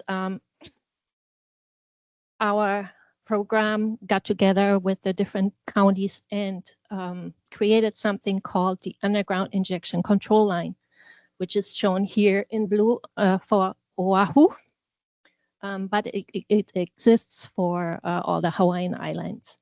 And the way it was supposed to work is have a simple separation of having drinking water be extracted from the Mauka areas above the UIC line and having disposal below the UIC line seaward. So that means above the UIC line are underground sources of drinking water, and below the UIC line is disposal of pollutants. This is just a rough characterization, but that's the main purpose. So again, we want to protect underground sources of drinking water from disposal into non-drinking water. But as everybody sees in this picture here, there is one problem with this approach, which is all this disposal happens close to the shoreline. Next slide, please. So how does the UIC program relate to public utilities? We are issuing permits, and what kind of permits are we issuing are typically for energy companies. So examples are refinery, waste to energy, power plants, petroleum, coal, previously, it's gone now, cogeneration plants, also geothermal. We have one geothermal facility on the Big Island. It's a beast on its own. It's very unusual. Then we also deal with water permittees more and more. This causes some challenges because more and more reverse osmosis is being used for brackish and also saline water. And we have to deal with the injection of water treatment residuals, which can be brines or concentrates of metals, maybe PFAS. We don't know. We haven't dug very deep into this, but that's an upcoming area that is very challenging. What we also deal with together with the wastewater branch is wastewater treatment plants and sewage and on-site disposal systems, cesspools, septic systems, and aerobic treatment. Next slide. So again, challenges for our program is, since our main task is to protect drinking water, there's potential impacts to surface water. There's an ongoing discussion right now. It's called a functional equivalent problem, which is basically requiring, together with the Clean Water Branch, that these facilities might have to obtain also a NPDES permits. Second item, due to dry conditions, there is a move to RO-derived fresh water. We know that water is becoming more and more scarce. So other sources are tapped, brackish water and drinking water. But this is not without any impact. Just consider that RO concentrate and brine can be 1.5 to 2 times more than fresh water that you are extracting, basically, or producing. The third item we have challenges with is an increasing demand on dry wells above the UIC line. Dry wells are right now the only injection wells that can be created above the UIC line. We don't know exactly what the impact is going to be, but we're trying to figure this out and control this better going forward. So that's all from my section. And not sure who is the next one. I just want to mention with the UIC program, it is not a federal primacy program, primarily because we have the concept of an underground injection control line. The federal government does not recognize that, and that's how we basically protect drinking water. That's why a disposal aspect like the underground injection control is in Safe Drinking Water Branch, because it's intended to be protective of the drinking water sources up above the UIC line. This UIC line is a construct that is now being considered in other environmental programs and how they interpret their rules. And in the current landfill siting, it's right now a toss between, I think in Ledge, is it going to be the UIC line or is it going to be a concept of a no-pass zone? And I say zone because that's not a line. So we're trying to get more clarity of what that concept of that zone is. So I'm gonna go to the monitoring section next. Melvin Takuda is the monitoring section supervisor.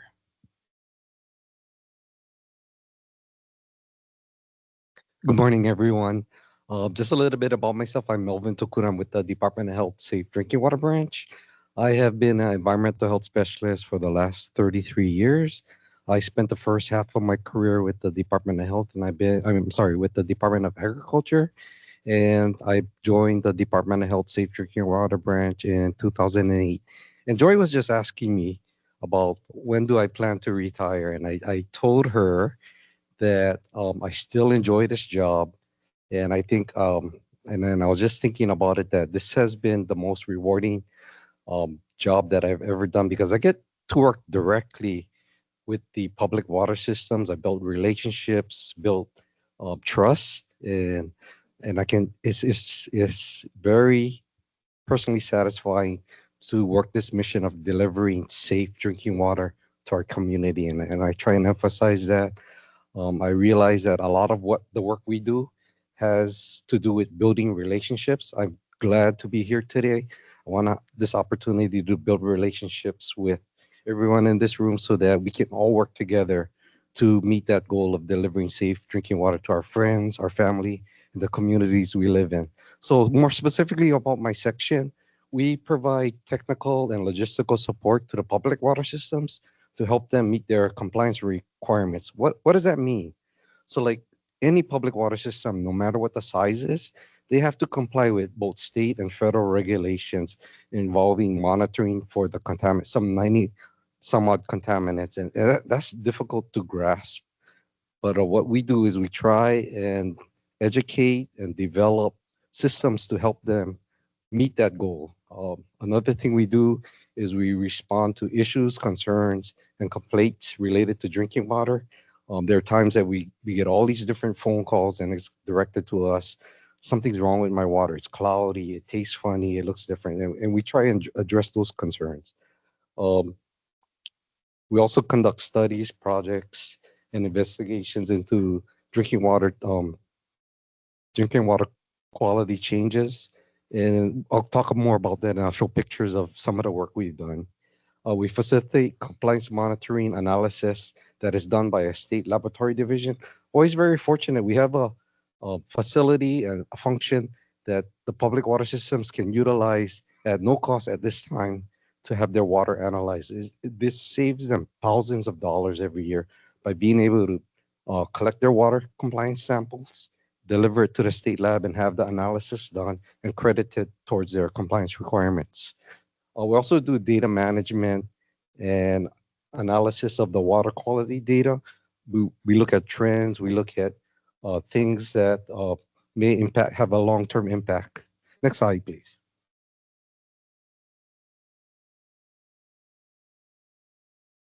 So this is just some pictures of some of the work we've done.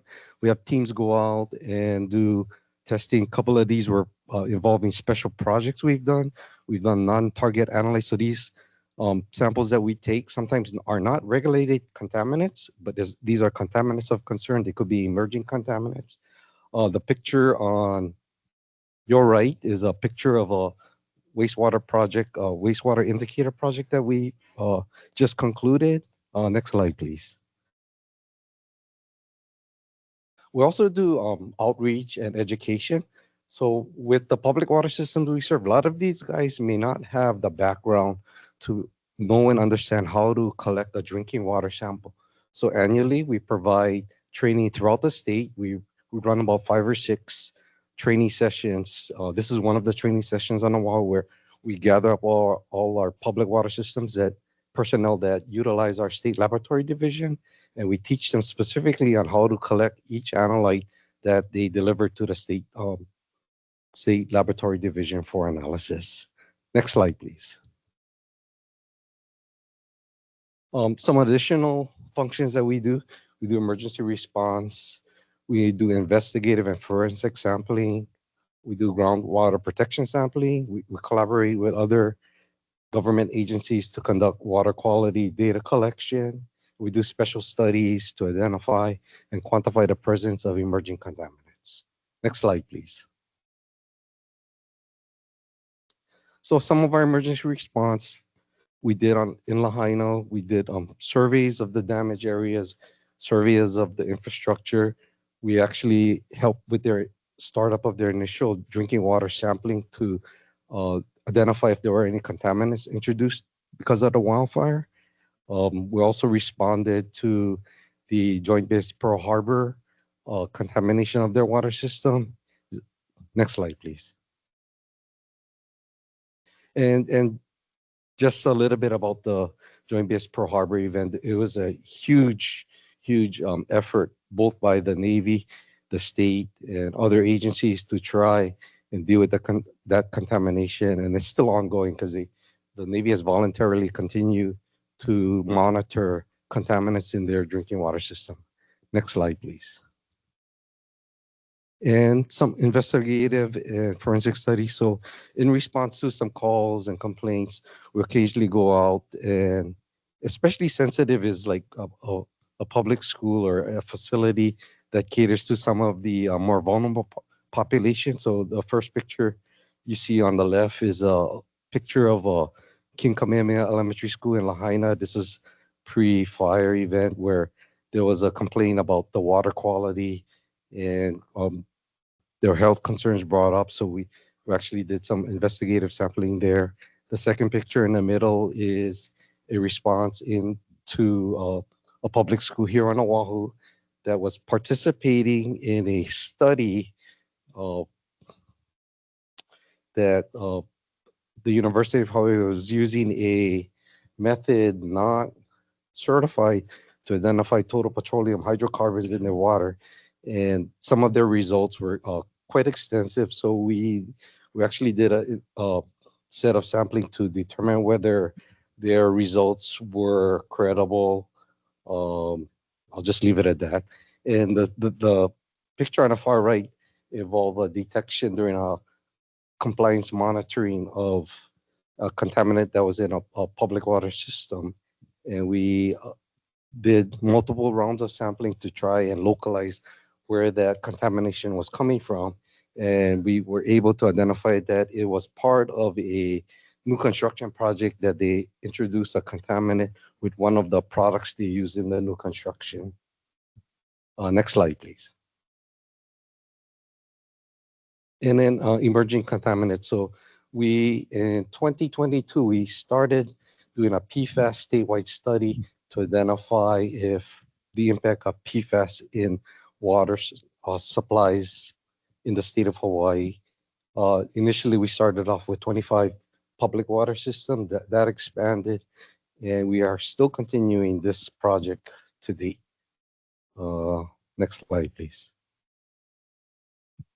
And one of the last things we just initiated, and I was just talking to Neil about, is we're doing some collaborative efforts with other agencies to investigate and to look at water quality. And most recently, we started working with CWRM and their field survey teams to look at water quality in their quarterly monitoring program. And we're going to incorporate some of our sampling with their program.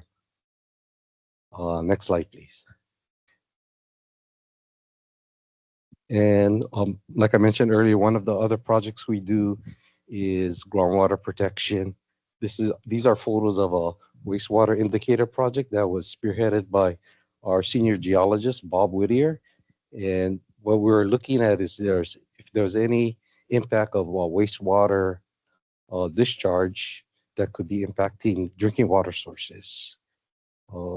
They just concluded this report, this study, and we should have the report available soon.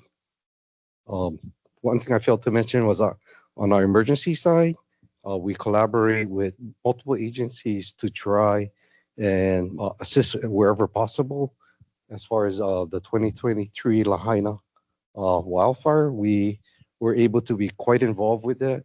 We helped the Department of Water Supply get their sampling program started. We helped train their non-sampling personnel to collect drinking water samples. And when EPA took over the mission assignment, we assisted them with the training also. And then towards the last quarter of their mission assignment, we actually were boots on ground, assisting them with collecting their drinking water samples to complete that mission assignment. So for me, it's been quite rewarding to be able to participate and have make a difference in the community, and I really enjoy it. With that said, I'm gonna turn it back to Dennis. Yeah, in that last picture, Bob Whittier is our basically our source water assessment modeler. He collaborates a lot with Seaworm. What source water assessment is basically Bob models and identifies that capture zone. In one of Joy's slides, she showed a profile of a well that shows the cone of the depression and then the extent of the capture of the pull of that pump. Bob will model that, and once that is identified during initial capacity evaluation for a public water system, we'd like to see them apply best management practices within that. That's referred to as a wellhead protection program. Source water protection program is a different concept. That's looking at a larger part of the aquifer, not just the capture zone, but upgraded locations. It's getting closer to like watershed management. There's a couple like ordinances. I think Maui had set up a wellhead protection program in which they are going out and at least that's what they call it. They're going out and assisting or trying to identify and get best management participation in areas that could impact their sources. And they're doing that through their ordinance. Our water supply is doing evaluating that, and then they're initiating program. The source water protection program is not a regulatory program. It is a program that is a nice to have, but it's not. We don't enforce that. It's just it's basically it's that relationship that the purveyor will have with the community and make sure that everyone protects their system. Compliance and enforcement, I'm going to hand it over to Wong. So aloha. Thank you. I have this chance to talk about compliance sections work. So you can see that you can hear Iris, Melvin talking about what the section they're doing. Actually, as I said, like in our mission, the branch mission is like we have to make sure the water system delivers safe drinking water. So when you talk about safe, like say you're gonna set a category, the bar. So I'm the guy say, hey, you okay? You are not okay. So I'm the guy doing that. And we are kind of like small section, but we take care. I always joke like say we only have 2 or 3 people. We cover nearly 140. Actually, then it say like a lot of new section 1 became public water system. I expect the number going to increase. Next slide, please. So my section actually work as a whole, but I try to break down like 5 aspects to see how we make sure we are safeguard to make sure the drinking water delivered to the customer is safe. So please go. Next one. So we're going to do the regulatory oversight. As I said, currently we have 138, maybe 139 public water system. We have to make sure that they comply with the Safe Drinking Water Act and the state drinking water standard. So when I'm talking about that, that means they have to regulate test around 90, regulate contaminate regularly.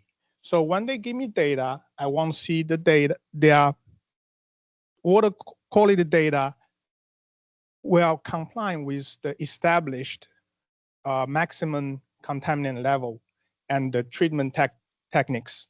Next slide. So they're all about data. So then we have to manage the data. So we use we call Safe Drinking Water Information System, not a database developed by EPA. So to manage data. In that database, we have a system inventory. So system name, population, location, person of contact, and the system infrastructure. How many wells, how many treatment plan, the distribution system. Also, as I said, they do the test, the data got to get in, so we can see whether they are in compliance. If not, they may have a violation. The violation, we're going to have enforcement follow up. And we have to generate reports to EPA quarterly, so EPA know what we are doing. Next, please. So, as I said, we're going to check the data, make sure the water system is in compliance. So if they have a violation, we have to issue the notice, and I have to, if they need a hand or if we want, we can do the investigation. Also, we have to check, say, you got to do this, you got to do that, whether you did it. And so the thing is not to punish them. The thing is to let them return to in compliance. And for the consumers, for the consumer part, for the consumer protection, every year, the community water system have to send we call consumer confidence report to see past 5 years how the water quality is, how the water system, whether have any, say, significant deficiency, John gonna talk about later, violation, how they return to in compliance. And we have to make sure every year by July 1st, that report have been sent out. Please. So a question came in on chat. How do you ensure data is accurate and valid? Okay, good question. This is, I mean, because this I work with State Laboratory Division. They have an audit office. Generally speaking, HAR require us for all the compliance tests have been run by the certified lab. The state laboratory certified the certain lab based on their contaminants and the method. So whenever whatever test report run by certified lab, use their certified method, cover their certified contaminant, I accept it. Any more question? Okay, so next slide, please. And so I think Dennis mentioned that. So we have to make sure the water system managed or run by certified operator. So we also have operator certification program. Generally speaking, we have to evaluate the candidate, provide certain initial training if they want, and arrange the exam. So that's the certification process. Whoever gets certification, they have to do the continuous education, and we have to review their CU, we call like CU hour, then renew their certification. And we also check, check the public water system have certified personnel based on their, whether the treatment or the certain thing to match what they need. And for the training purpose, first we provide test material, review material. We arrange the opportunity for them to take CEU. We talk with other organizations provide training.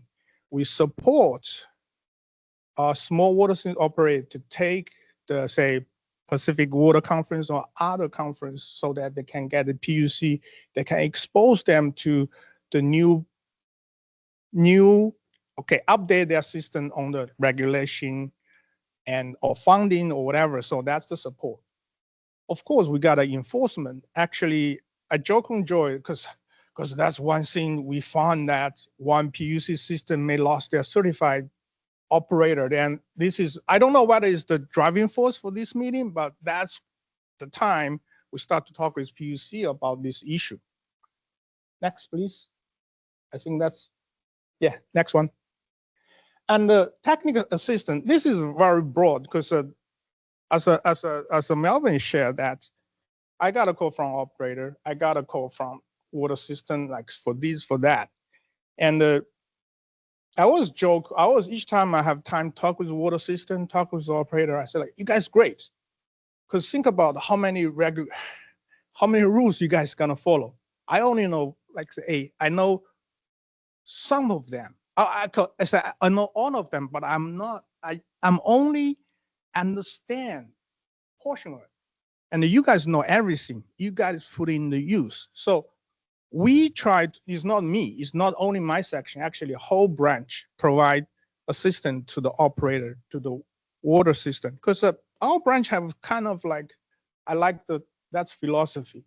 I joke with the operator. I said like, tell me your problem in advance. Because I may spend last time to draft a violation letter to you. Why not do it in the front? So we try to open up to say, hey, this is tax. You need a tax problem, I solve you. You need a money problem, I let you a channel to Joy, to other people to talk. You need free training, I can talk with Joy, say the second writer can help you. So also internally, I help engineer section, I help monitor section, because if you remember the first one, we have the several barriers: source, treatment, distribution system. We cover, well, as a branch, we cover all, but different section a little bit. So we try to help internally. And you hear Melvin mention the state laboratory. I also talk with them, how we can help them, how we can, because we say like we are the channel to build up between DOH and the water system. We try to be like, say, hey, there's one joke like the one water concept. That's in Hawaii, you know, we are one Ohana because we are work together to make sure the safe drinking water delivered to your customer. Just to add on to what you just said. So I think you're referring to when you talked about an operator earlier, that was actually 2 public utility PUC regulated water systems that they had one operator. So a lot of our PUC systems have one operator that they're working with. Some of them are working with companies, but this particular one was one operator.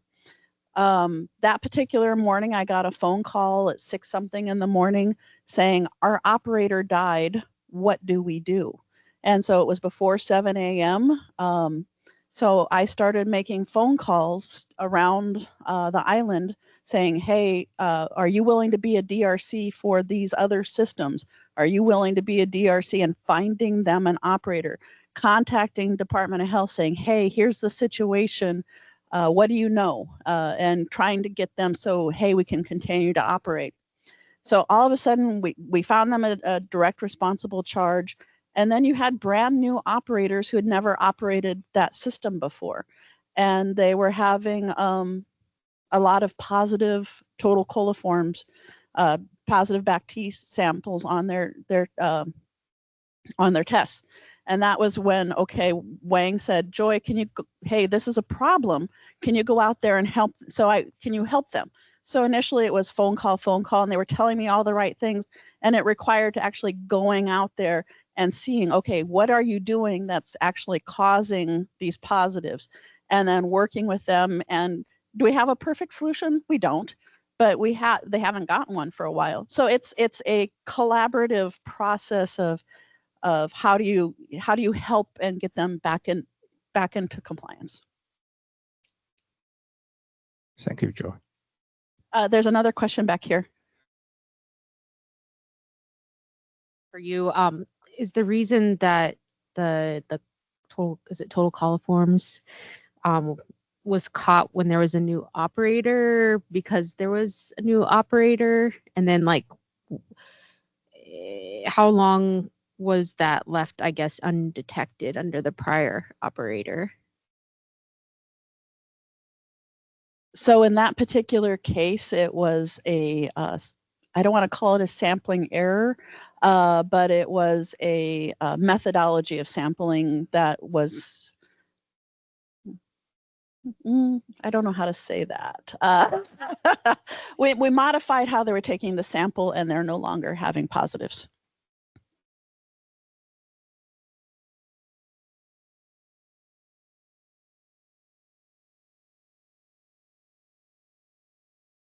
Yeah, it was problematic with both operators, and we're looking at some environmental conditions that were contributing to that. And then we were in discussions with relocating the sample site, and unfortunately, that operator passed before we could actually have that all resolved.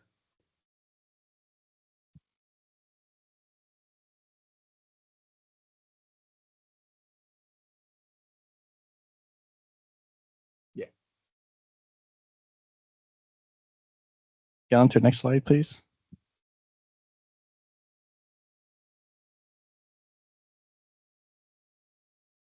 All right, engineering section. Joan Corrigan, our engineering section, and she'll talk about the different functions of the engineering section. Hi, good morning. Joan Corrigan.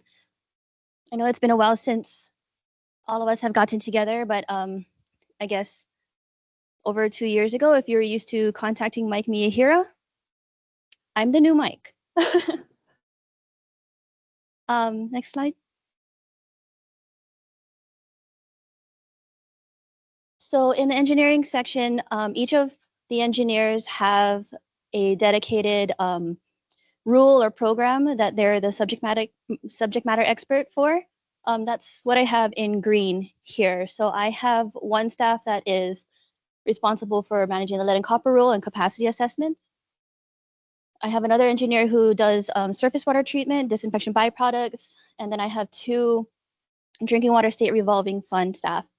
And then in general, all of us share responsibilities in the sanitary survey inspections that you've been hearing about, new source approvals, construction plan approvals, input into treatment technologies, emergency response planning, etc. Next. For new source approvals, the reason why I'm pointing this out specifically is because we do look at several parts. We ask that the consultant or the water system submit an engineering report. We do check that they already have a seaworm permit. And we do look at different things like, are there any potential contaminating activities in the area? You know, what is going to be the water quality data? How is it going to impact the system overall if they're an existing system, you know, when you're blending it with another source? Will there be possible changes in treatment, things like that.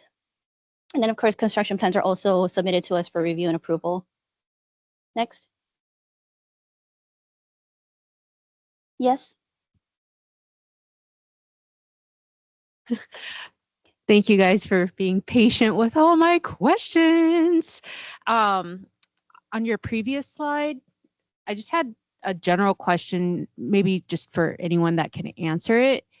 For new source approvals, I'm curious what the order of like operations is like across different agencies, because I know like Seaworm, like you have to get permits for certain things, and then you guys, and then with this stuff, and then the PUC issues certificates of public necessity and convenience. I'm curious, like what should come first, and what's, you know, how should that progress across the different agencies?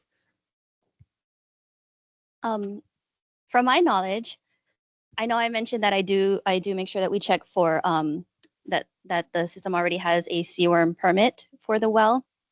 I'm hoping part of the discussions that we can continue on today also includes looking at PUC's areas, because we actually, I want to say I don't look at what that overlap is, but I'm hoping that we can develop something where we can. Clarice, what specifically are you asking about as far as order of permitting or authority?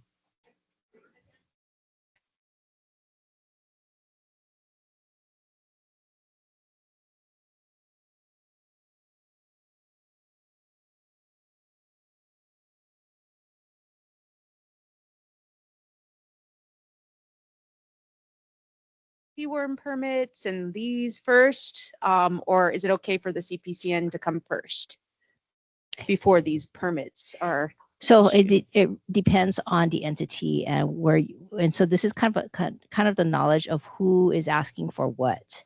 So if I am I'm a developer, okay, and I'm planning to build a subdivision, which usually happens, I would go to actually, well, first I have to do a Chapter 343 compliance. I would probably go to the Water Commission first because I want to know if I can draw water or pump water. I would also have to make sure concurrently that I confer with the Safe Drinking Water branch, and if depending on where my project is and where I'm pumping, I'm going to have to get a UIC permit. So I would consult with UIC division. So it's actually all of that, even before I even go to us. So sorry, Naomi Kawai. I've appeared before all of you, and one, yeah. So so typically it really depends on what is being asked for. And when we are issuing the CPCN, and we're seeing now the effects of this, is that usually developers will come in and as a condition of approval for their projects, they need to secure water approval. They will not be able to get building permits until they secure all of these approvals, unless they are in, like, the exception would be Oahu, parts of Maui, parts of Kauai, parts of the Big Island. But yeah, so that's usually where it is. We're usually like one of the last ones. After we've secured all of that, we kind of know what we're going to do, and then we secure our CPCN. Thanks. Thank you.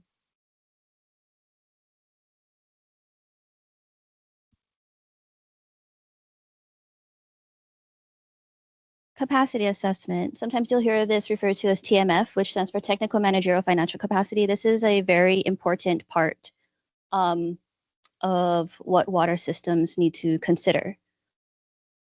So when we have any of these parts missing, you can think of it like a three-legged stool. You know, any one part is missing or weak, you're going to fall over, right? Technical capacity, you tend to look at things like, do they have certified operators? Do they have the expertise to be able to operate and maintain the system? Are they adequately documenting their day-to-day activities? Managerial capacity, you know, is there a clear ownership? Organizational structure, you know, are the decision makers trained? You know, and a lot of times, for example, with HOAs, you have residents that are part of the board. They may not know anything about the drinking water system, and yet you're expecting them to make decisions about it. That would make it very difficult. So we do get our circuit riders to provide board training and things like that. Financial capacity, that's probably the more straightforward one that most people would think about when it comes to running the water system. You know, do they have adequate budget for the day-to-day activities? Do they have, ideally, they should have a reserve being built for larger capital improvement projects. Do they have budgetary controls in place? Things like that. Next slide. So the capacity evaluation for new systems is a lot more extensive than the re-evaluating for existing systems. It comes in two parts. One is even before we would even approve the system to construct, we would be reviewing the construction plans, the engineering report, and a pre-capacity report. We want to make sure that before they even get into the construction of things and dump all this money into the system, will they be able to manage it? Will they be able to run it? You know, all that TMF stuff that we were talking about in the previous slide. Do they have a plan? A lot of times we really encourage the systems to come to us sooner than later. If they're even just thinking about it before they even have the design plans done, we encourage entities to come and talk to us so that we can explain the process to them. What exactly are the triggers for them to be regulated? Do they know what they're getting themselves into? Because as stated earlier in this presentation, it is a huge obligation. It's a huge cost. And once they do the construction, we would do the startup approval where we would go out and do the initial sanitary survey of the constructed facilities, making sure that it matches the approved construction plans. And also making sure that they are fully established. Do they have final bylaws and CCRs and all those types of things? Next. For existing systems, we do kind of a mini evaluation of their TMF during the sanitary survey, as Joy mentioned earlier, and we don't only look at physical assets, we take a look at their records and take a look at how they're running the system and if they have adequate controls in place. Also, as Joy mentioned, that we've had a circuit rider contract in place for, I can't even remember how many years, it was before my time. But it's been in place for so long that the small systems know that they can reach out to our current contractors with RCAC. They know that they can reach out to Joy and get help with things without worrying about the big bad regulator coming in and potentially flagging something. They can even ask for things like a mock sanitary survey if they know that they're up this year for an official sanitary survey with our branch. They can get a mock one done so that they can correct things that need to be corrected, or they have an idea more of what they're getting into. As Wong touched on earlier, operator certifications, we do share opportunities for operator training or earning continuing education units. And yeah, just throughout the year, even between inspections or between any formal meetings, we try to make ourselves available to provide input on improving TMF capacity. Next. I know we've talked about sanitary surveys a bit here. As mentioned, every 3 or 5 years. Yeah, we can go into the next slide. Significant deficiencies are a big part of what we note during the sanitary surveys. These are the things that the system is required to correct. We usually give them at the very latest, until the end of the calendar year to correct it. Otherwise, it gets mentioned in their CCRs. And all of you get your water bill, right? A lot of times the CCR is included with the mailer that you receive. And hopefully you guys look at it and not just like throw it away with the envelope. But it would have information on this if there were any uncorrected deficiencies. I'm not going to read through all of this because I know this is a giant wall of text, but the bullet points are just examples of the types of significant deficiencies, the type of significant deficiencies that we would note. Next. So for me, I always like pictures better. Just as an example of significant deficiencies, openings to the aquifer at the wellhead. So I know Joy had that one picture with a huge opening, but we'll also look at smaller things like this, where maybe they need to seal it properly or plug it somehow. This right here, it was caused by rust. So, I mean, I think it's a good opportunity when we go out there every 3 or 5 years because it's fresh eyes, right, out on the site. For somebody who goes there every day or every week or what have you, they may not notice these small little things happening over time, or they might not always look under the lip of different things. Like I think when I pointed this one out, the guys kind of went, "Oh, really? They won't get down that low." I know, I'm short. But yeah, different things like that. Next. Improperly sealed wellheads. I believe this one was meant to be abandoned, and this one was in construction. In case you didn't know, plyboards and things like that, not okay, not adequate for protecting the aquifer. We do refer the systems to CWRM standards for any kind of construction or abandonment and things. This is a big concern for us, and I know I mentioned earlier that significant deficiencies usually have until the end of the calendar year to correct. We will not let them wait until the end of the year to correct something like this, or the one on the slide before, because it's a direct influence into the aquifer potentially. Next. Sometimes you'll see different chemicals that are stored near the wellheads. That's not allowed in case there's a spill or somebody just not knowing what is happening and they're like, oh, I'm just going to get rid of this. If there's an opening, I'll just go ahead and drop it in there. Yeah, no, you don't want that. Right? Next.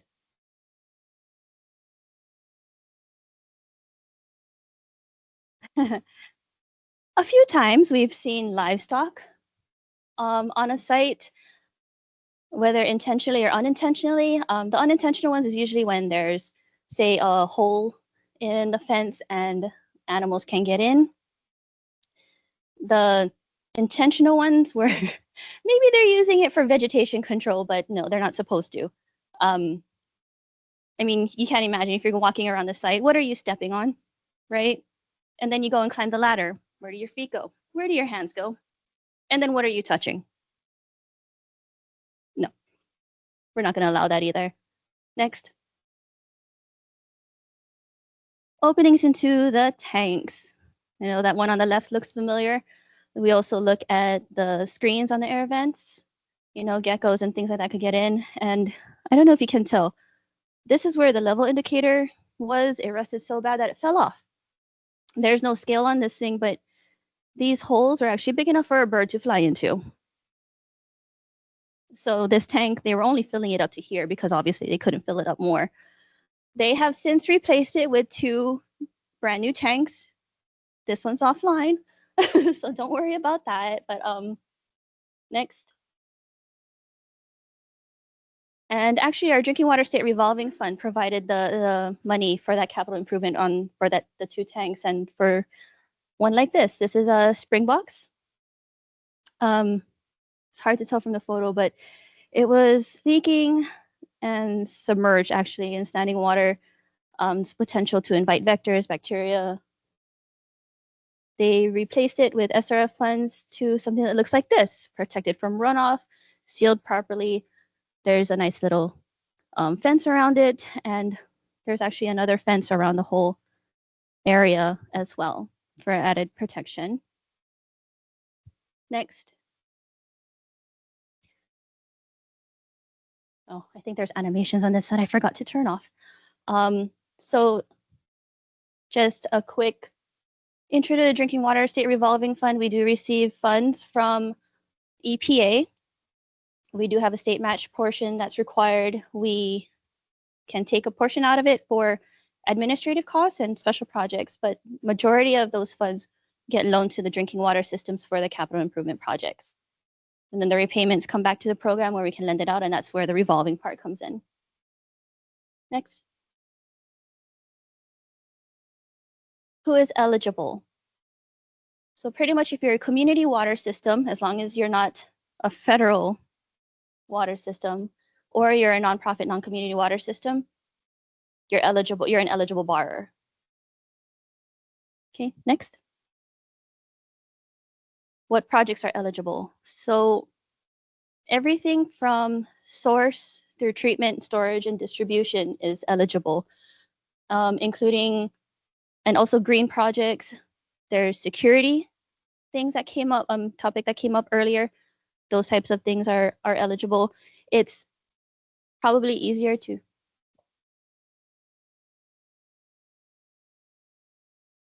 I thought we weren't allowed to use climate change in green too. Okay, sorry.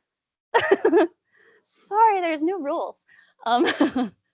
Pretend that says resiliency. It's a lot of times faster and easier to say what's not eligible. So things like dams or O&M costs or raw storage that's not part of the treatment process. Those are the types of things that are ineligible. There is a link down here for our eligibility handbook, or you can go always reach out and ask if you have any questions on that. Next.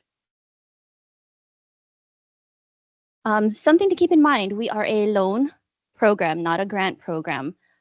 Grants have a couple of extra strings attached that we don't want, that the systems don't have to deal with. But also we do, because of the revolving nature of the loan fund, we do have to have a repayment portion because we are required by law to be able to maintain on our own in perpetuity. We are required to be at or below market rate for our interest. You can have 30 or 40-year loan terms, disadvantaged communities, and we determine that by several affordability factors like median household income, poverty level, ratio of the median household income to water rates, and civilian unemployment. So we have a whole calculation and tiered structure to determine that. If they score a certain amount, they're considered disadvantaged community. So the disadvantaged community or DAC systems are able to have a longer loan term. It's semi-annual repayments. And I did say that we are a loan fund, but we do offer a good portion of principal forgiveness for those that qualify.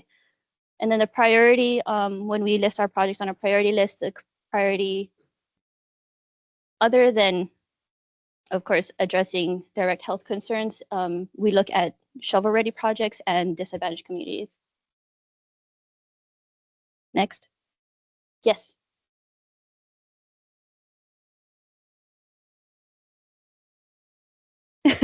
So the question was, what is the current interest rates? And right now it ranges from 2 to 3%.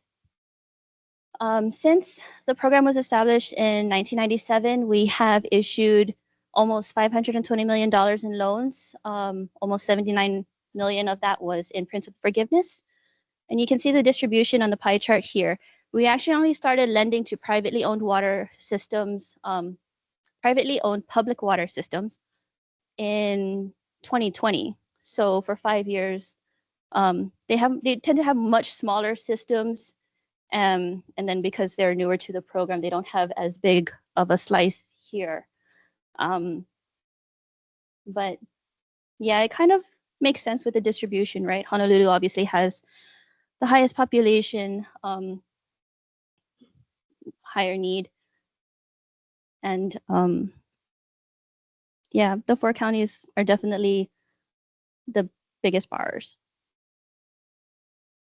Next. Oh, okay.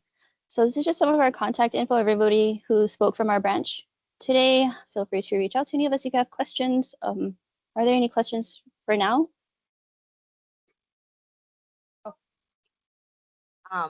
Speak a little bit about like what pipes are made of, like what are the different materials and how they react. If there's a wildfire, what type of damage could happen to the pipe and how that would affect the water quality. So typical pipe materials, you'd find like ductile iron, PVC, HDPE. For older systems, sometimes you'll find AC pipes and cast iron or galvanized lines. The laterals that come into the homes tend to be copper. As far as effects with wildfires, Dennis can speak more on that. Yeah, basically all the above ground stuff. You're talking backflow preventers, anything that can get exposed. There is the earth can buffer the effects of the heat. So typically your distribution lines are not heavily impacted. You could have situations where you have air release valve, those kind of stuff that they would get impacted through siphoning event. So what happens in a wildfire is that as the fire occurs, right, you have home burning, and you have multiple home burning simultaneously, right, and the fixtures eventually get exposed, okay, and so now you're bleeding out your system, right, and then as that occurs, it occurs at a rate faster than thing can replenish. You start getting a siphoning event. So all the volatiles that is in the home get sucked into the line, right? So so what happens is it's the lateral that typically gets impacted with volatile organic carbons, semi-volatile organic carbons. One of the main parameters we look at when we test is benzene wildfires. Yeah, the MCL for benzene nationally is 5. California set theirs at 1. You could see benzene levels in the thousands in California wildfire. We have not seen high hits of benzene. I think we had just a handful of potential exceedants for Lahaina, but they chose to basically to disconnect and are going through a recovery program to reconnect the laterals because they just don't want any impacted sections of their line to be present post-fire. So, yeah. Mm-hmm.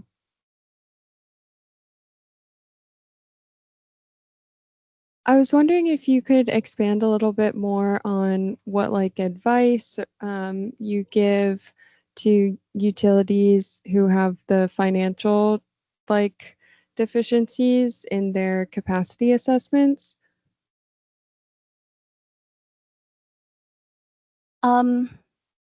One of the first things that came to mind is, of course, having adequate rates. There are actually some systems that haven't increased their rates in decades. And you can imagine with the cost of everything else going up, that's very unsustainable. The other thing is to just have a better plan in place and projections. Like when we do our new system capacity evaluation, we ask them to look to project into the next 5 or 10 years. Where is their revenue coming from? What is their anticipated usage? What, will they be able to handle the growth of the community? Things like that. Anything else? Anything online? Okay.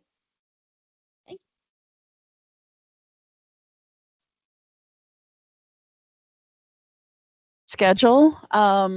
So we had originally scheduled lunch from 12 to 1 o'clock. So we're right about there. I wanted to thank the PUC for providing us lunch.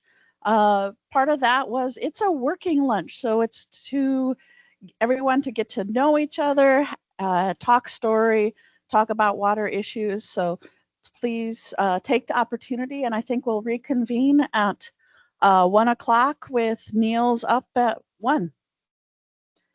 I think we've got sandwiches of all types, sodas, chips, and if you have not tried Carolyn's